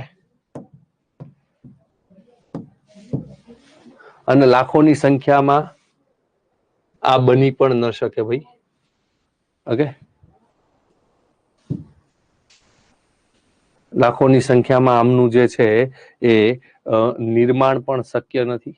ઓકે, આજે તમે જોઈ રહ્યા છો ખાસ કરીને આપણે જેને બ્લેક કમાન્ડો કહેતા હોઈએ છીએ. આપણે જેને કયા નામથી ઓળખતા હોઈએ છીએ ભાઈ? Black commando. એવા નામથી આપણે જેને ઓળખતા હોઈએ છીએ એ બ્લેક કમાન્ડો એટલે NSG. ઓકે, એવું કહેવાય છે કે એક કમાન્ડો, એક બ્લેક કમાન્ડો 1000 સૈનિક બરોબર હોય છે. એક બ્લેક કમાન્ડો 1000 સૈનિક બરાબર હોય છે. Black cat commando. બધા નથી આ બની શકતા. આપણા દેશની અંદર બહુ ઓછી સંખ્યામાં બ્લેક કેટ કમાન્ડો હશે. જો કે આપણા દેશમાં છે, આ વિશ્વના અન્ય કોઈ દેશમાં છે આપણી જેવા બ્લેક કેટ કમાન્ડો છે નહીં. અમુક અમુક બાબતો સ્પેશિયલ હોય, જેમ કે para special forces. Okay, para SF કહેવાય. એ પેરા SF આના કરતા બી ખતરનાક આવે. આના કરતા બી ખતરનાક આવે para SF. Para special forces. Para special forces વિશે મિત્રો એવું માનવામાં આવે છે કે 1000 સૈનિકોને, સામાન્ય વ્યક્તિને નહીં, આપણી જેવા કદાચ ગયા હોય અને ટ્રેનિંગ પૂરી ન કરે એ પેલા અને ઘેરે આવતા રહે તો એ તો સમજ્યા કે આપણને ખબર જ નહોતી ને આપણે તો આવતા રહ્યા, બરોબર છે. પણ જે ઓલરેડી સૈનિકો છે એવા 1000 સૈનિકોને જો પેરા સ્પેશિયલ ફોર્સિસની ટ્રેનિંગ આપવામાં આવે ને તો એમાંથી 900 સૈનિકી ટ્રેનિંગ પૂરી ના કરી શકે. એ પેલા એ ગીવ અપ કરી દે કે સોરી, મારાથી નહીં થયા. એવી ખતરનાક ટ્રેનિંગ આપવામાં આવે. ખતરનાક ટ્રેનિંગ એટલે મારો આમ તો ભાઈ જ થાય છે, ઓકે, જે ઓલરેડી છે પેરા સ્પેશિયલ ફોર્સિસ ની અંદર, બરોબર છે. અને એવું એમના પાસેથી જનરલી એ લોકો માહિતી દેતા ન હોય, પણ ક્યારેક ક્યારેક અમુક વાત આપણને જાણવા મળતી હોય છે, બરોબર છે, કે 36 કલાક વર્ક કરવું તરસ્યા રહીને એમના માટે નોર્મલ વસ્તુ હોય, બરોબર છે. તમે 24 કલાક પાણી પીધા વગર ખાલી બેઠા રહેજો, એ લોકો 36 કલાક પાણી પીધા વગર કામ કરી શકે, એવી એમની ટ્રેનિંગ હોય. આપણે 12 કલાક પાણી પીધા વગર બેસી ના શકીએ. ઓકે, તો આ બ્લેક કેટ કમાન્ડો છે, ઓકે, જે ખાસ કરીને આપણે મોદી સાહેબ ને જયારે આવતા હોય છે ત્યારે એમની સુરક્ષામાં, પણ એમની સુરક્ષામાં મૂળ તौर પર એસપીજી હોય છે, સ્પેશિયલ પ્રોટેક્શન ગ્રુપ હોય છે, બરોબર છે. મુંબઈની તાજ હોટેલ, ઓબેરોય હોટેલની અંદર જ્યારે આતંકવાદી એટેક થયો, ઓકે, એ આતંકવાદી એટેકની અંદર 3 દિવસ સુધી આપણા મુંબઈ મહારાષ્ટ્ર પોલીસના જાંબાજ કર્મચારીઓ એમણે આતંકવાદીઓનો સામનો કર્યો. ઓકે, એમાં આપણા ઘણા બધા મહારાષ્ટ્ર પોલીસના જવાનો પણ શહીદ થયા, અધિકારીઓ પણ શહીદ થયા. અને પછી ત્રીજા દિવસે આઈ થિંક ઓપરેશન ક્લીનઅપ કરવાનું હતું, બરોબર છે. અને ત્યારે એનએસજી કમાન્ડો સપોર્ટ માંગ્યો. એનએસજી તમે જોજો, એ મુંબઈ તાજ હોટલ જે એટેક થયો હતો ને, એ તો ટીવીમાં બધે વિડીયો હતા જ તેના, બરોબર છે. તમને ઓરિજિનલ વિડીયો મળી જશે યુટ્યુબની અંદર, તમે જોજો. હેલિકોપ્ટર આવે છે, હેલિકોપ્ટરમાંથી દોરડાથી લટકી અને 10 કમાન્ડો નીચે ઉતરે છે. કેટલા કમાન્ડો? 10 જ કમાન્ડો, બરોબર છે. અત્યાર સુધી ઓલરેડી આપણા 1000 થી વધારે પોલીસ જવાનોએ સામનો કરી લીધો હતો આતંકવાદીનો. એક આતંકવાદીને મારી નહોતા શીખા આપણે, કારણ કે સ્વાભાવિક છે કે ભાઈ પોલીસની ટ્રેનિંગ ઓછી પડે આતંકવાદીઓ સામે, બરોબર. 10 જ કમાન્ડો ઉતરે છે. અને આ લોકોનું એવું ના હોય કે ઉતર્યા પછી હોટલમાં ચા પાણી કરવાનું, પછી પૂછવાનું બોલો શું હતું, આતંકવાદી આવ્યા એમ, હા, કેવા કપડા પહેર્યા એમ, વાહ, એવું ન હોય એમનું, બરોબર છે. આવ્યા 5 જ મિનિટની અંદર બોલો મેપ આપો આનો, ક્યાં ક્યાં છે આતંકવાદીઓ છુપાયેલા, આ જગ્યાએ છે, ચાલો 2 જણા અહીંયાથી ફોલોઅપ આ સાઈડ થી, બરોબર છે ને. આખો ખેલ રચાઈ જાય 5 થી 10 15 મિનિટની અંદર. હોટલમાં ઘૂસ્યા, 2 કલાક કેડે આખી હોટલ ક્લીન, 2 કે 3 કલાકમાં આખી હોટલ ક્લીન, આખી હોટલ ક્લીન, એક આતંકવાદી ન દેખાય, બરોબર. અને બધાની ડેડ બોડી ઢસડીને બહાર લાયા.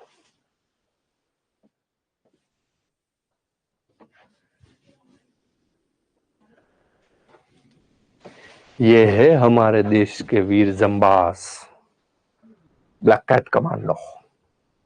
ओके, गजबनी आनी स्फूर्ति गजब હોય ભાઈ.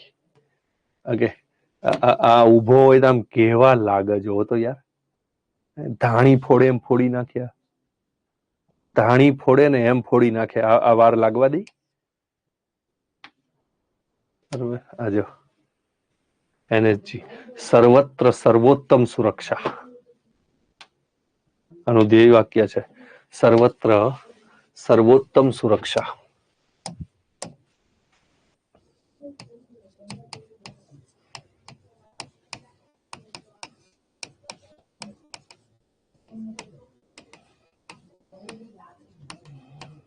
એનએસજી.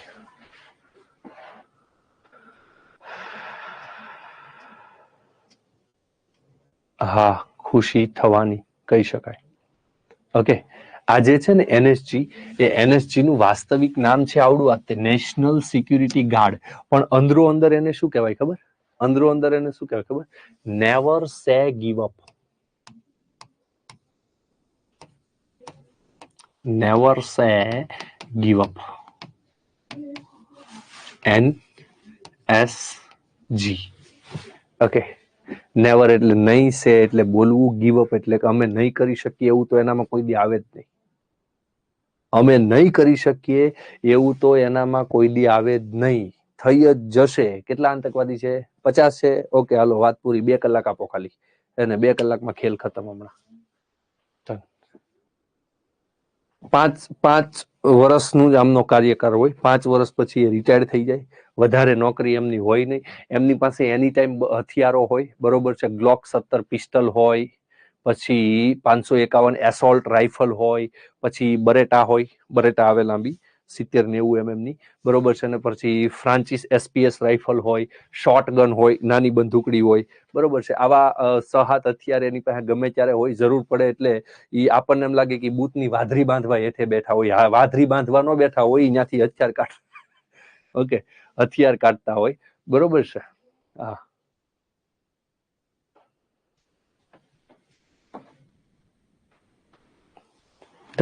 તો આ એનએસજી કમાન્ડો સ્થાપના 1984. ખાસ કરીને જે આતંકવાદીઓ છે એ આતંકવાદીઓના હુમલાનો સામનો કરવા માટે એના મુખ્ય 2 ગ્રુપ હોય. એક સ્પેશિયલ એક્શન ગ્રુપ હોય. એક્શન એટલે પ્રતિક્રિયા આપવાની, જ્યાં જરૂર પડે ત્યાં ધબધબાટી બોલાવવા માટેનું ગ્રુપ હોય ને, તો એ સેનાના કર્મચારીઓમાંથી બનેલા કમાન્ડો હોય, અને એસએજી કહેવાય, special action group. Special operation group બી કહી શકો, પણ એસએજી કહેવાય. પછી સ્પેશિયલ રેન્જર્સ ગ્રુપ, બરોબર છે. ને આ જે તે રાજ્યના પોલીસ કર્મચારીઓનું બનેલું હોય. આ થોડાક નાના લેવલના આવે, બરોબર છે. આનું લેવલ થોડું નીચું હોય, કારણ કે આ પોલીસના કર્મચારીઓ, પણ પોલીસમાંથી નહીં તે ગમે એને ન લઈ લેવો કે આ લઈ ભાઈ તને આપણે કમાન્ડો બનાવી દેવાનો છે, બરોબર છે. એમ ગમે એનો લઈ લેવામાં આવે. એમાંય તે એનું બધું પ્રદર્શન કેવું છે, XYZ, એ બધું એમાં જોવામાં આવતું હોય છે. ઓકે, જોવામાં આવતું હોય છે.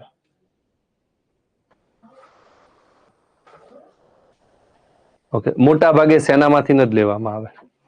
મોટા ભાગે સેનામાંથી જ જે છે આને લેવામાં આવતા હોય છે. એમ ગમે ત્યાંથી લેવામાં નથી આવતા અમને. ઓકે, એના પછી છે આસામ રાઇફલ્સ.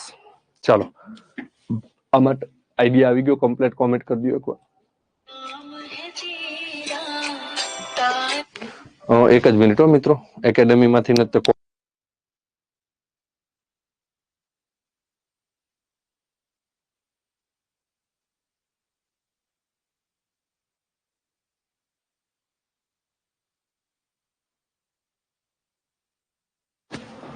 ઓકે,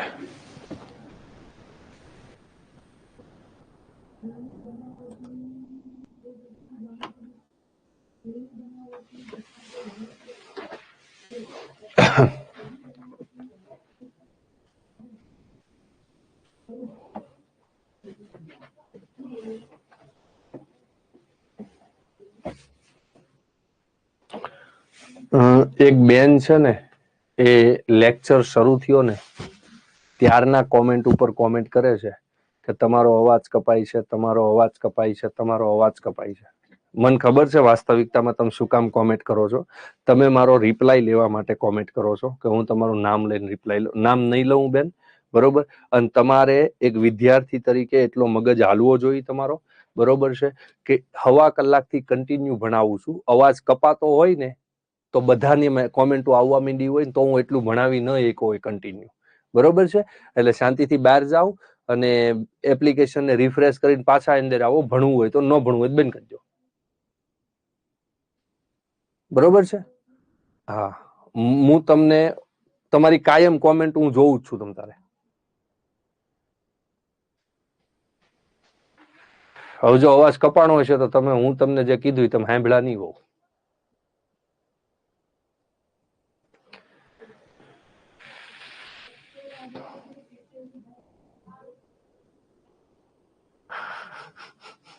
ચાલો, તો હું યાર એટલી નો ખબર પડે.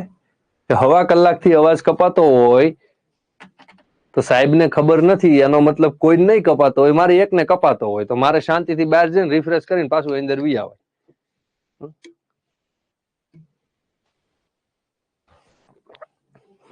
કોની પાણીની બોટલ છે? જેની હોય એની, આપણે પીવાથી મતલબ હોય ને.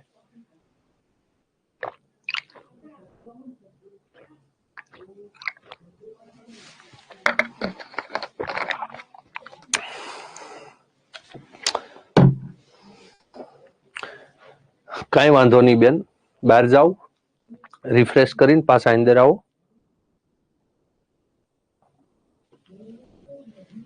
એટલે તમારું સોલ્યુશન થઈ જશે. બરોબર છે?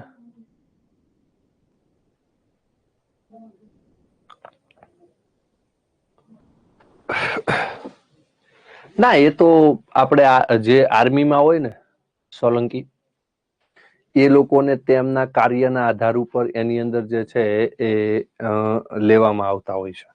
એના માટે કોઈ સ્પેશિયલ ભણતર નથી હોતું. ઓકે, સ્પેશિયલ એના માટે કોઈ ભણતર હોતું નથી. આર્મીમાં જે હોય આપણા સૈનિકો, બરોબર છે, એ સૈનિકો એમણે જે કાંઈ પણ ઓપરેશન પૂરા કર્યા હોય, એવું બધું હોય તો એમાંથી લેવામાં આવતા હોય છે. જો એક ભાઈનો બહુ સારો એવો કોમેન્ટ છે કે, તો સર NSG વાળા પાકિસ્તાન પર હુમલો કરીને આપણને કાશ્મીરની લડતમાંથી છુટકારો ના આપી શકે? આપી શકે ને, આપી શકે. પણ જો આપણા પાસે કિંમતી હોય ને કઈ વસ્તુ, તો એનો મતલબ એને વેડફવો એવું ન હોય. આપણા પાસે હોનું હોય, હોનું, તો આપણે સોનું વેચીને ફટાફટ 4 વ્હીલ લઈ આવીએ એવું બને નહીં. આપણી પાસે 1 કિલો હોનું હોય તો આપણે એવું વિચારી કે હાલો હાલો 1 કિલો હોનું વેચી નાખું ને 2000 કિલો તાંબુ ખરીદી લઉં, એવું બને? ન બને. કેમ? કેમ કે સોનાની જાર પાણીમાં ન નખાય. સોનાની જાર પાણીમાં ન નખાય. તમને ખબર, આપણે આપણા પઠાણકોટ એરબેઝ ઉપર હુમલો કર્યો હતો. આપણા સેનાના વાહનો જે છે એ વાહનોને ફૂંકી માર્યા હતા પાકિસ્તાનના આતંકવાદીઓએ. ઓકે, અને પછી આપણા જે અભિનવ છે એ પણ પાકિસ્તાનમાં ગયા હતા, વળી પાછા પાકિસ્તાને એને રિટર્ન પણ કરી દીધા હતા. એ સમયગાળા દરમિયાન આપણે ઉરી એટેક કર્યો હતો, અને એની આજુબાજુના સમયગાળામાં ઓકે આપણા સૈનિકો 125 સૈનિકો, કેટલા? 125. એ 125 સૈનિકોના 5 ગ્રુપ પાડવામાં આવ્યા હતા. 25, 25, 25, 25, 25. ઓકે, અને એ સૈનિકોને પાકિસ્તાનની અંદર મોકલવામાં આવ્યા હતા રાત્રે, ફાઇનલ પ્રૂફ સાથે કે આ જગ્યા ઉપર આતંકવાદીઓના કેમ્પ છે, તમે જાઓ. અંદાજિત આંકડા તો ફાઇનલ મળ્યા જ નથી, પણ હું કઉ છું ત્યાં સુધી 1000 આતંકવાદીઓનો સફાયો કરી અને 2 થી 3 કલાકમાં આપણા કમાન્ડો રિટર્ન આવી ગયા હતા. કેટલા? 1000 જેટલા આતંકવાદીઓનો સફાયો કરી અને 2 થી 3 જ કલાકની અંદર આપણા કમાન્ડો રિટર્ન આવી ગયા હતા. અને એમાંથી એક પણ કમાન્ડોને એક ગોળી નહોતી વાગી. અરે ગોળી તો છોડો, ચામડી ઉપર ખરોચ નહોતી વાગી. 1000 આતંકવાદીઓને 2 કલાકની અંદર ભૂંજી માર્યા હતા. એ NSG કમાન્ડો છે, હે? મેં કીધું ને, એને કઈ ફરક ના પડે. પાકિસ્તાનની સરહદની અંદર ઘુસ્યા રાત્રે, અને એવું નહીં પાકિસ્તાનની સરહદમાં ખાલી ઘુસ્યા, પાકિસ્તાનની સરહદની અંદર 20 કિલોમીટર ઘુસ્યા. ત્યાં ગયા, તમામ આતંકવાદીઓનો સફાયો કર્યો, અને પાછા હવારનો સૂર્ય ન ઉગ્યો ને એ પહેલા એ પાછા ભારતમાં આવ્યા, અને હાજે મોદી સાહેબ અરે જમવા બેઠા. તો યાર, હે ને? Assam rifle. Okay, Assam rifle જે છે ને એનું મૂળ ગઠન 1835 માં થયું હતું.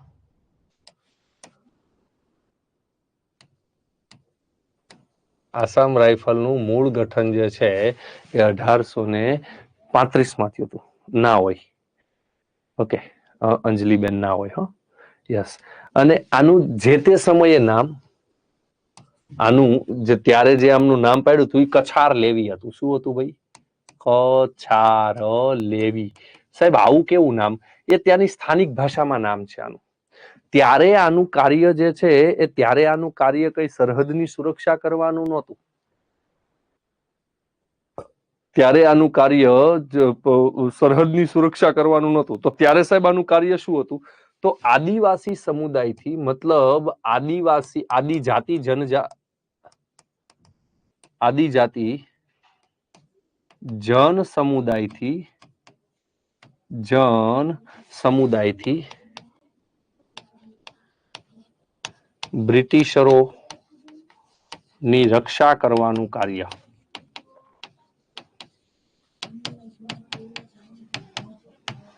હવે જો આપણે આપણા જેટલા પણ અર્ધ સંરક્ષણ દળ જોયા ને, એમાં કોકની સ્થાપના 1939 માં થઈ, કોકની 1965 માં થઈ, કોકની 1962 માં થઈ, કોઈકની 1984 માં થઈ, 1900 પછી થઈ. 1925 થઈ, બરોબર છે ને? આની ક્યારે થઈ? 1835 માં. 1835 માં. મતલબ આપણે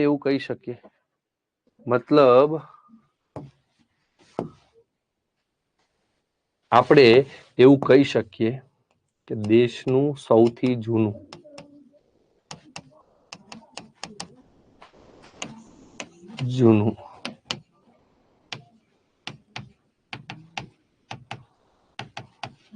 અર્ધ સંરક્ષણ દળ, દેશનું સૌથી જૂનું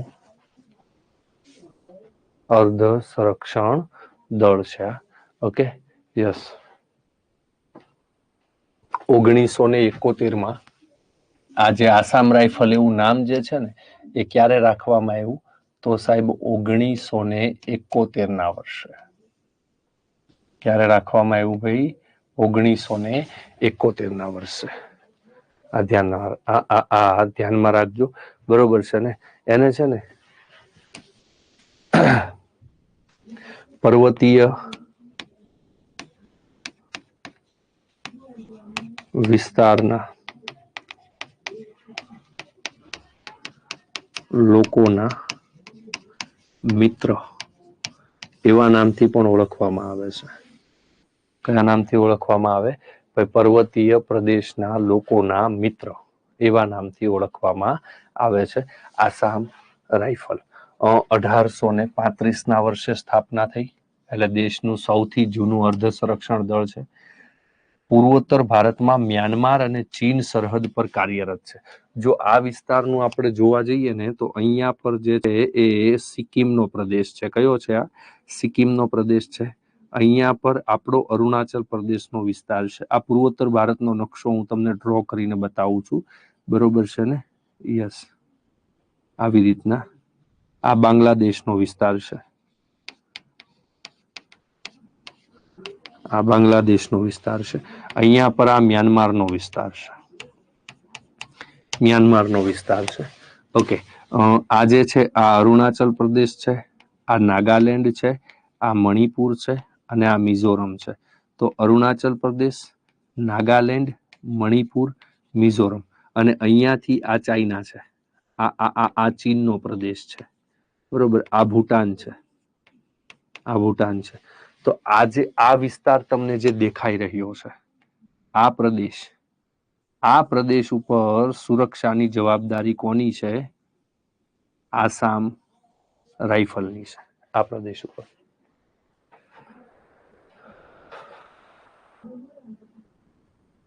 ઓકે, ગોટ ઇટ? યસ. હવે જો એક મૂવી છે, બહુ જૂનું છે, કદાચ તમે જોયું હશે કે નહીં જોયું, I don't know. Okay, A movie છે, અજય દેવગણ છે એમાં, પછી બોબી દેઓલ છે અને એ સિવાય ઘણા બધા એક્ટર છે. અને મૂવીનું નામ છે ટેંગો ચાર્લી. ઓકે, આ ટેંગો ચાર્લી ની અંદર જે કહાની છે ને એ આસામ રાઇફલની છે. આસામ રાઇફલની છે. ઓકે, તમને એક્ઝામની અંદર એવું પૂછે કે ભાઈ મ્યાનમાર સાથે સરહદ ધરાવતા આપણા ભારત દેશના રાજ્યો કયા? ઓકે, અરુણાચલ પ્રદેશ, નાગાલેન્ડ, મણિપુર અને મિઝોરમ. અરુણાચલ પ્રદેશ, નાગાલેન્ડ, મણિપુર અને મિઝોરમ. એનો મતલબ અરુણાચલ પ્રદેશ, નાગાલેન્ડ, મણિપુર, મિઝોરમ. એના મમ્મી, એના મમ્મી. બરોબર છે? યસ.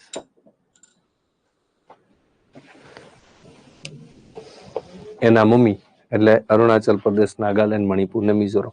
ઓકે, હવે જો મેં તમને છે ને કોઈના વડા મથક કરાવ્યા જ નથી. એકેયના વડા મથક મેં તમને કરાવ્યા જ નથી. શું કરવા ખબર? હું તમને કરાવત ને તો તમને યાદ ન રહેત, પણ મેં તમને નથી કરાવ્યા ને એટલે હવે તમને યાદ રહી જશે. કેમ? તો હું તમારો શિક્ષક છું ને, મને ખબર હોય મારે ક્યારે તમને શું આપવું, શું ન આપવું. બરોબર છે? મેં તમને જેટલા સંરક્ષણ દળો ભણાવ્યા ને એમાં હું ક્યાંય બોલ્યો જ નથી કે આનું મુખ્ય મથક આ છે. કારણ કે હું કહેત તો તમને ન આવડત, એ 100%ની વાત હતી, પણ મેં નથી કીધું ને એટલે હવે તમને આવડી જશે. આસામ રાઇફલ એક જ એવું છે કે જેનું મુખ્ય મથક મેઘાલય રાજ્યનું શિલોંગ છે. મેઘાલય રાજ્યનું શિલોંગ છે.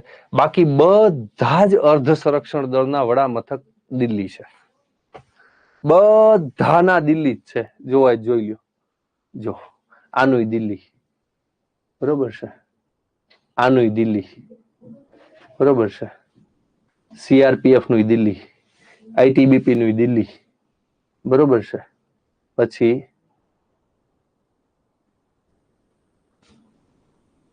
સીઆરપીએફ તો આવી ગયું. બધાના દિલ્હી, બરોબર છે?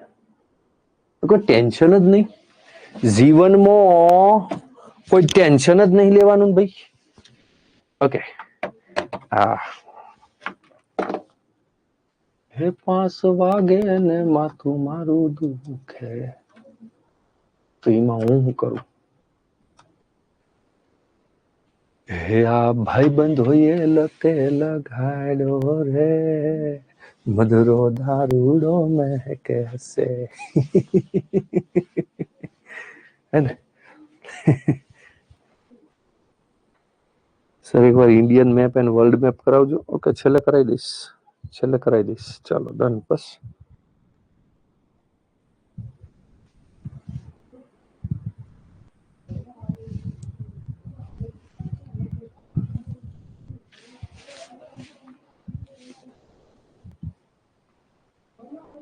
હા, ઈ તો ઓલું બાબુ દીપુ વાળું.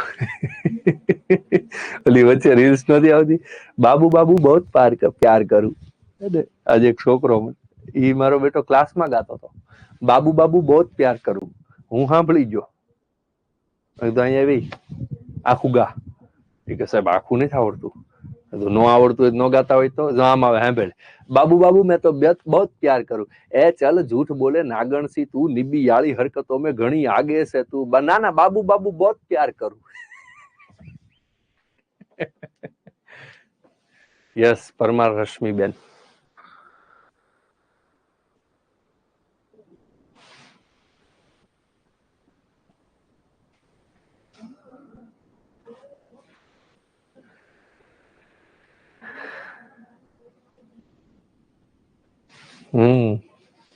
ચાલો, તો અહીંયા આપણું જે અર્ધ સંરક્ષણ દળ છે એ અર્ધ સંરક્ષણ દળ આપણું આપણું જે ડિફેન્સ સિસ્ટમ છે, ઓકે, એ ડિફેન્સ સિસ્ટમ આપણી પૂર્ણ થાય છે. બરોબર. હવે આપણે સમાધિ સ્થળ વિશે આગળ વધવાની છે. એ રહી જાય. યાદ રાખવું ભાઈ કાંઈ અઘરું નથી. આ બધું આસાનીથી યાદ રહી જાય. બરોબર. એવું બધું બહુ ટેન્શન નહીં લેવાનું. બરોબર છે? શાંતિથી સરખી રીતે ભણવાનું, શાંતિથી સરખી રીતે જે છે એ ભણવાનું. સર એરફોર્સ નું સમજાવી દો. સોલંકી પારુલબેન, નથી હોતા હો બેન, એમાં નથી હોતા એરફોર્સ. ઓકે, હાલો નિહાલભાઈ, તમારો જે પ્રશ્ન હતો એ હું લઈ લઉં.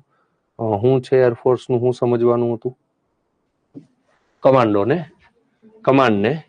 ઓકે, જો એરફોર્સના ટોટલ 7 કમાન્ડો છે, આપણે જાણીએ છીએ. અને સાહેબ આજે 7 કમાન્ડો છે એમાંથી એક કમાન્ડ તો આપણા ગુજરાતમાં જ આવેલું છે, એક કમાન્ડ તો આપણા ગુજરાતમાં જ આવેલું છે, બરોબર છે.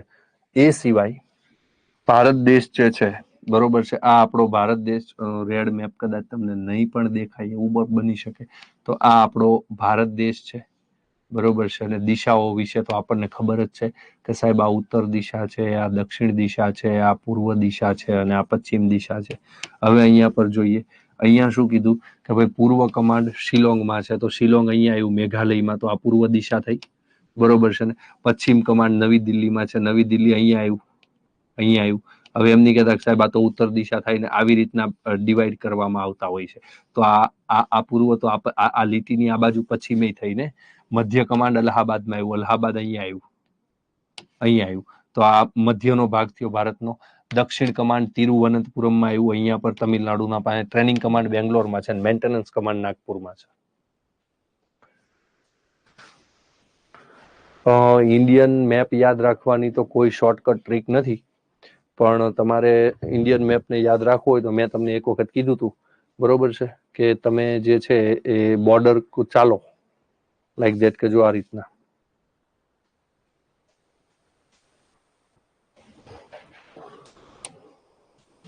જો આ રીતના તમે ચાલો,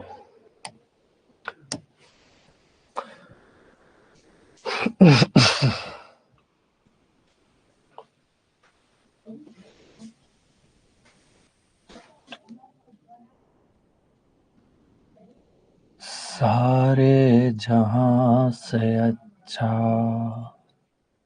हिंदुस्तान हमारा हमारा, सारे जहां से अच्छा हम बुलबुले हैं उनके वह गुलिस्ता, हमारा हमारा सारे जहां से अच्छा.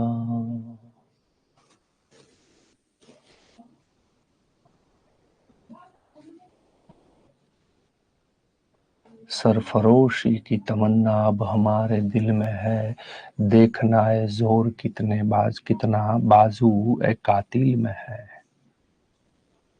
ओके, ये हमारा इंडिया है, ये हमारा इंडिया है.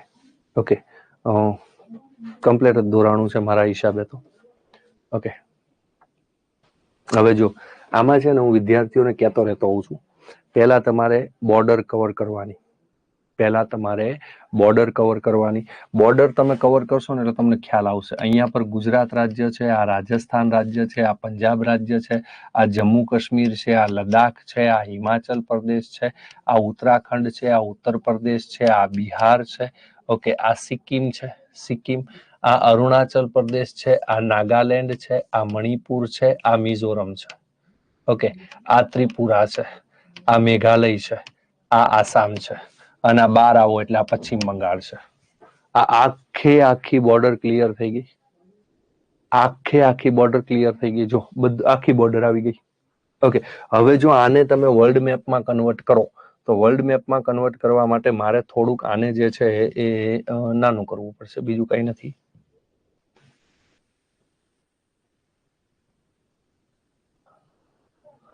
નહીં થાય નાનું, પોસિબલ નથી ભાઈ. ઓકે, નાનું કરવું આને પોસિબલ નથી. ઓકે,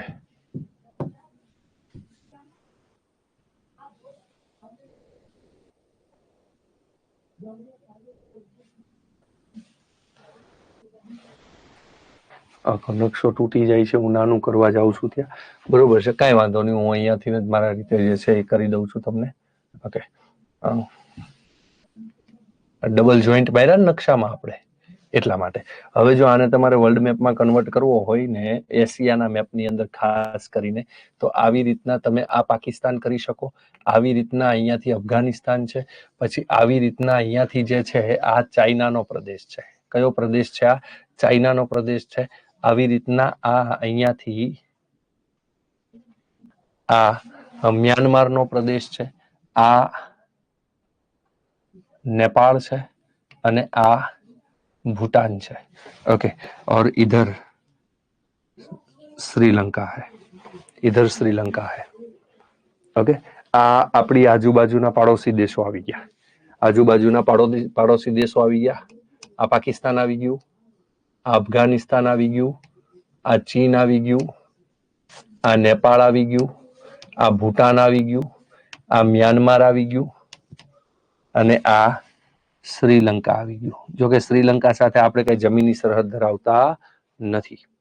ઓકે, યસ, આ બોર્ડર તમે ક્લિયર કરો તો અહીંયાથી તમને ખબર પડી જાય। તમને એક્ઝામમાં એવું પૂછે પાકિસ્તાન સાથે સરહદ ધરાવતા આપણા પ્રદેશો કયા, તો જો પાકિસ્તાન સાથે ગુજરાત ધરાવે, હા રાજસ્થાન ધરાવે, હા પંજાબ ધરાવે, હા જમ્મુ કાશ્મીર ધરાવે, હા પછી આ જમ્મુ કાશ્મીર થી અહીંયાથી આ લદ્દાખ લાગી જાય, આખું લદ્દાખનો પ્રદેશ છે, બરોબર છે। પછી તમને એવું પૂછે ચીન સાથે, તો ચીન સાથે લદ્દાખ ધરાવે, હા હિમાચલ પ્રદેશ ધરાવે, હા ઉત્તરાખંડ ધરાવે, હા ઉત્તર પ્રદેશ ધરાવે, તો કે સાહેબ નહીં, ઉત્તર પ્રદેશ તો નેપાળ સાથે ધરાવે। પછી જો ચીન સાથે પાછું સિક્કિમ ધરાવે, પછી ચીન સાથે અરુણાચલ પ્રદેશ ધરાવે। જો ઓકે, પછી એમ પૂછે નેપાળ સાથે, તો સાહેબ ઉત્તરાખંડ ધરાવે, ઉત્તર પ્રદેશ ધરાવે, બિહાર ધરાવે, અહીંથી પશ્ચિમ બંગાળ ધરાવે, અહીંથી સિક્કિમ ધરાવે। પછી એમ પૂછે ભૂટાન સાથે, તો અહીંથી સિક્કિમ ધરાવે, અહીંથી પશ્ચિમ બંગાળ ધરાવે, અહીંથી આસામ ધરાવે, અહીંથી અરુણાચલ પ્રદેશ ધરાવે।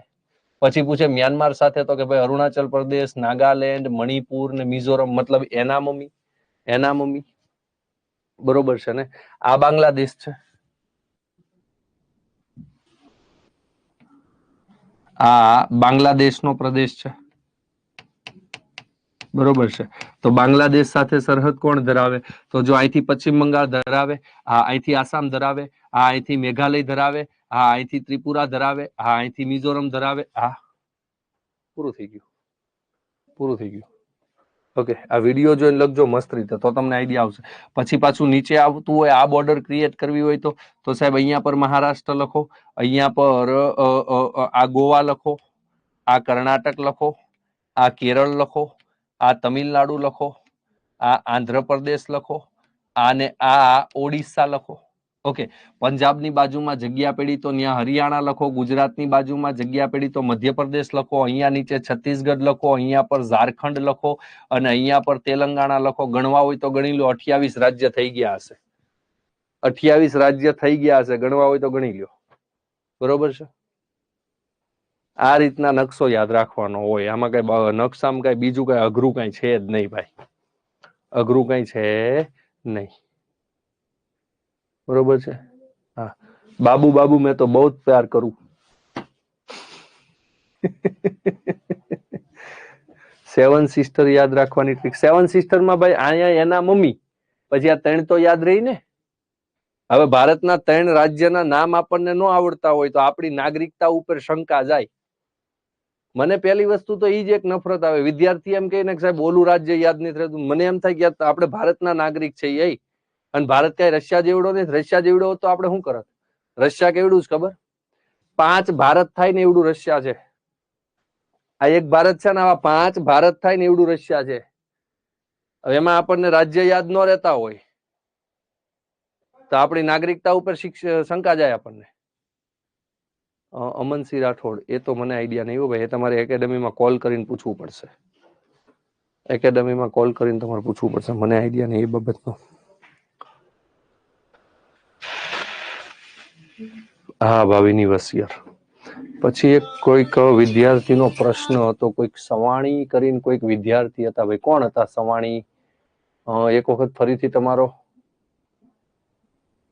પ્રશ્ન મૂકો ને તો મને કઈક દેખાઈ જાય એમાં, કારણ કે બધું હોઈ ગયું।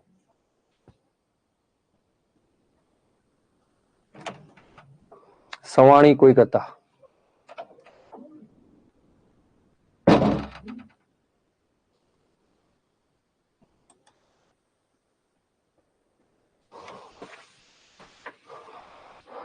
મને જેવો તેવો યાદ છે કે ધ્યેય વાક્યનો પ્રશ્ન હતો, એમનો શું હતો એનો પ્રશ્ન?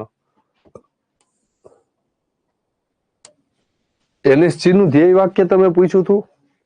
સવાણી ભાઈ કે સવાણી બેન કોઈક હતા, એનએસજી નું ધ્યેય વાક્ય લગભગ તમે પૂછ્યું હતું ને, તો મેં અહીંયા લખી દીધું હતું, સર્વત્ર સર્વોત્તમ સુરક્ષા।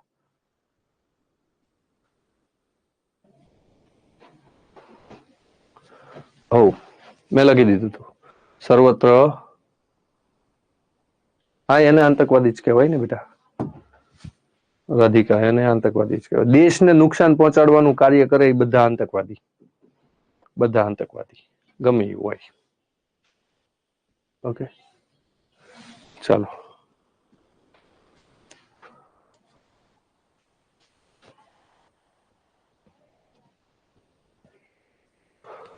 એક ભાઈ કહે છે કે 9-10 સામાજિક વિજ્ઞાનની બેચ શરૂ કરો. અરવિંદભાઈ, સાંખલા જાગૃતિ. ઓકે ઓકે 9-10 ની બેચ આપણે શરૂ કરી રહ્યા છીએ ટૂંક સમયમાં. 9-10 SS અને 6 થી 10 નું SS હું જ લઈશ, બીજું કોઈ નહીં આવે. ડોન્ટ વરી, હું જ ભણાવીશ. બરોબર છે.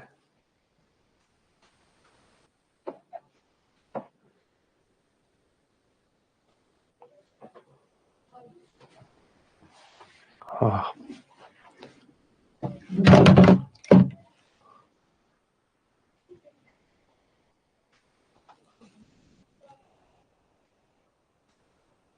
ચાલો, હવે કોઈને કોઈ પ્રશ્ન હોય તો કહી શકો છો ભાઈ. પ્રશ્ન હોય તો કહી શકો છો.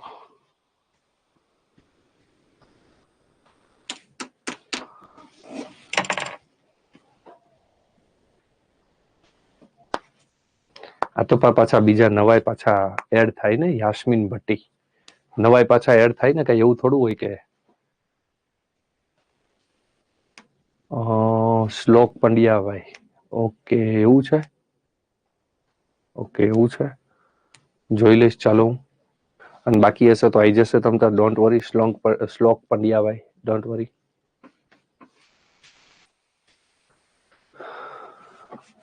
Rajpal C, Vatican City. Vatican City, yes એ જ કરવાનું. મહેશ ચૌધરીભાઈ, તમે સ્ટડી કરાવો ત્યારે અમારું ટેટનું ટેન્શન જતું રહે છે. ઓકે પ્રિયંકા 28. કઈ એક્ઝામમાં બબીતા પ્રજાપતિ? કઈ એક્ઝામનું પૂછી રહ્યા છો તમે? ટેટ 1 અને ટેટ 2 હશે તો આવશે પાર્ટ 1માં. પાર્ટ 1માં ટેટ 1 હશે તો જીકે સ્વરૂપે આવશે, અને ટેટ 2 હશે તો પાર્ટ 1 ની અંદર જીકે સ્વરૂપે આવશે. યસ. હા, નિરાલી અશોકસિંહ રાહુલજી. યસ. જો એ આપણે ટાટ હાયર સેકન્ડરી જે મેઇન્સની બેચ છે ને, એ આપણે પાછળથી વિચારવું પડશે. બરોબર છે. એ અત્યારના કહી શકાય. સર તમારે કોમર્સ છે? મારે ના, મારું 11-12 સાયન્સ બેઝ છે અને પછી મેં આર્ટ્સ લીધેલું છે.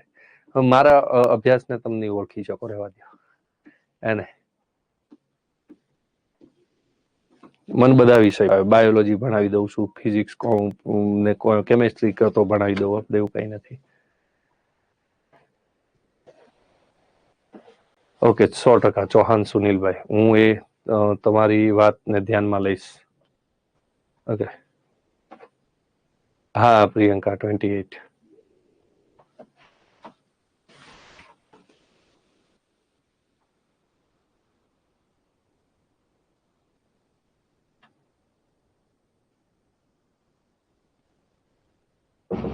પહેલી વસ્તુ તો એ કે પ્રેશરમાં રહેવાનું જ નહીં. વૈશાલી ચાવડા, ટોપ કરવું હોય તો પ્રેશરમાં નહીં રહેવાનું. ટોપ કરવું હોય તો પ્રેશરમાં રહેવાનું નહીં. ટોપ કરવું હોય ને તો વાંચવાનો સમય વધારી દેવાનો. વાંચવાનો સમય વધારી દેવાનો. હું મારી પર્સનલ ડિટેલ અહીંયા પર કોઈને શેર નહીં કરી શકું. હું મારી પર્સનલ ડિટેલ અહીંયા પર કોઈને શેર નહીં કરી શકું. જાનવી બારોટ, મારો સ્પેશિયલ સબ્જેક્ટ છે SS. છેલ્લા 7 વર્ષથી એ ભણાવું છું. SS ની અંદર જ્ઞાન લાઈવના સથવારે ગુજરાતની અંદર એકમાત્ર ફેકલ્ટી છું કે જેના વિડીયો 3 લાખ, 4 લાખ, 5 લાખ પ્લસ વ્યૂમાં ચાલે છે.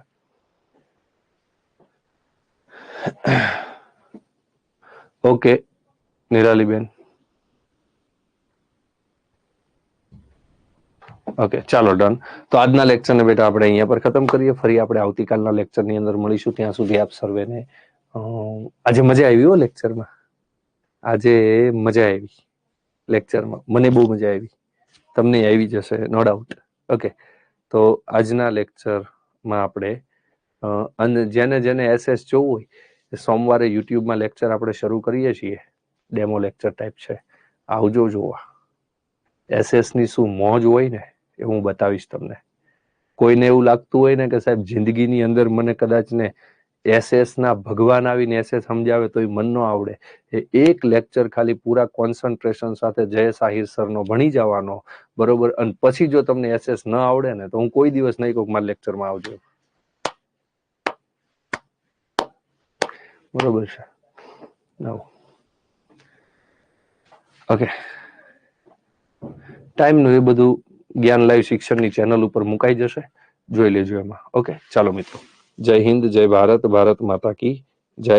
જય દ્વારિકાધીશ, જય દ્વારિકાધીશ, જય દ્વારિકાધીશ. આવજો.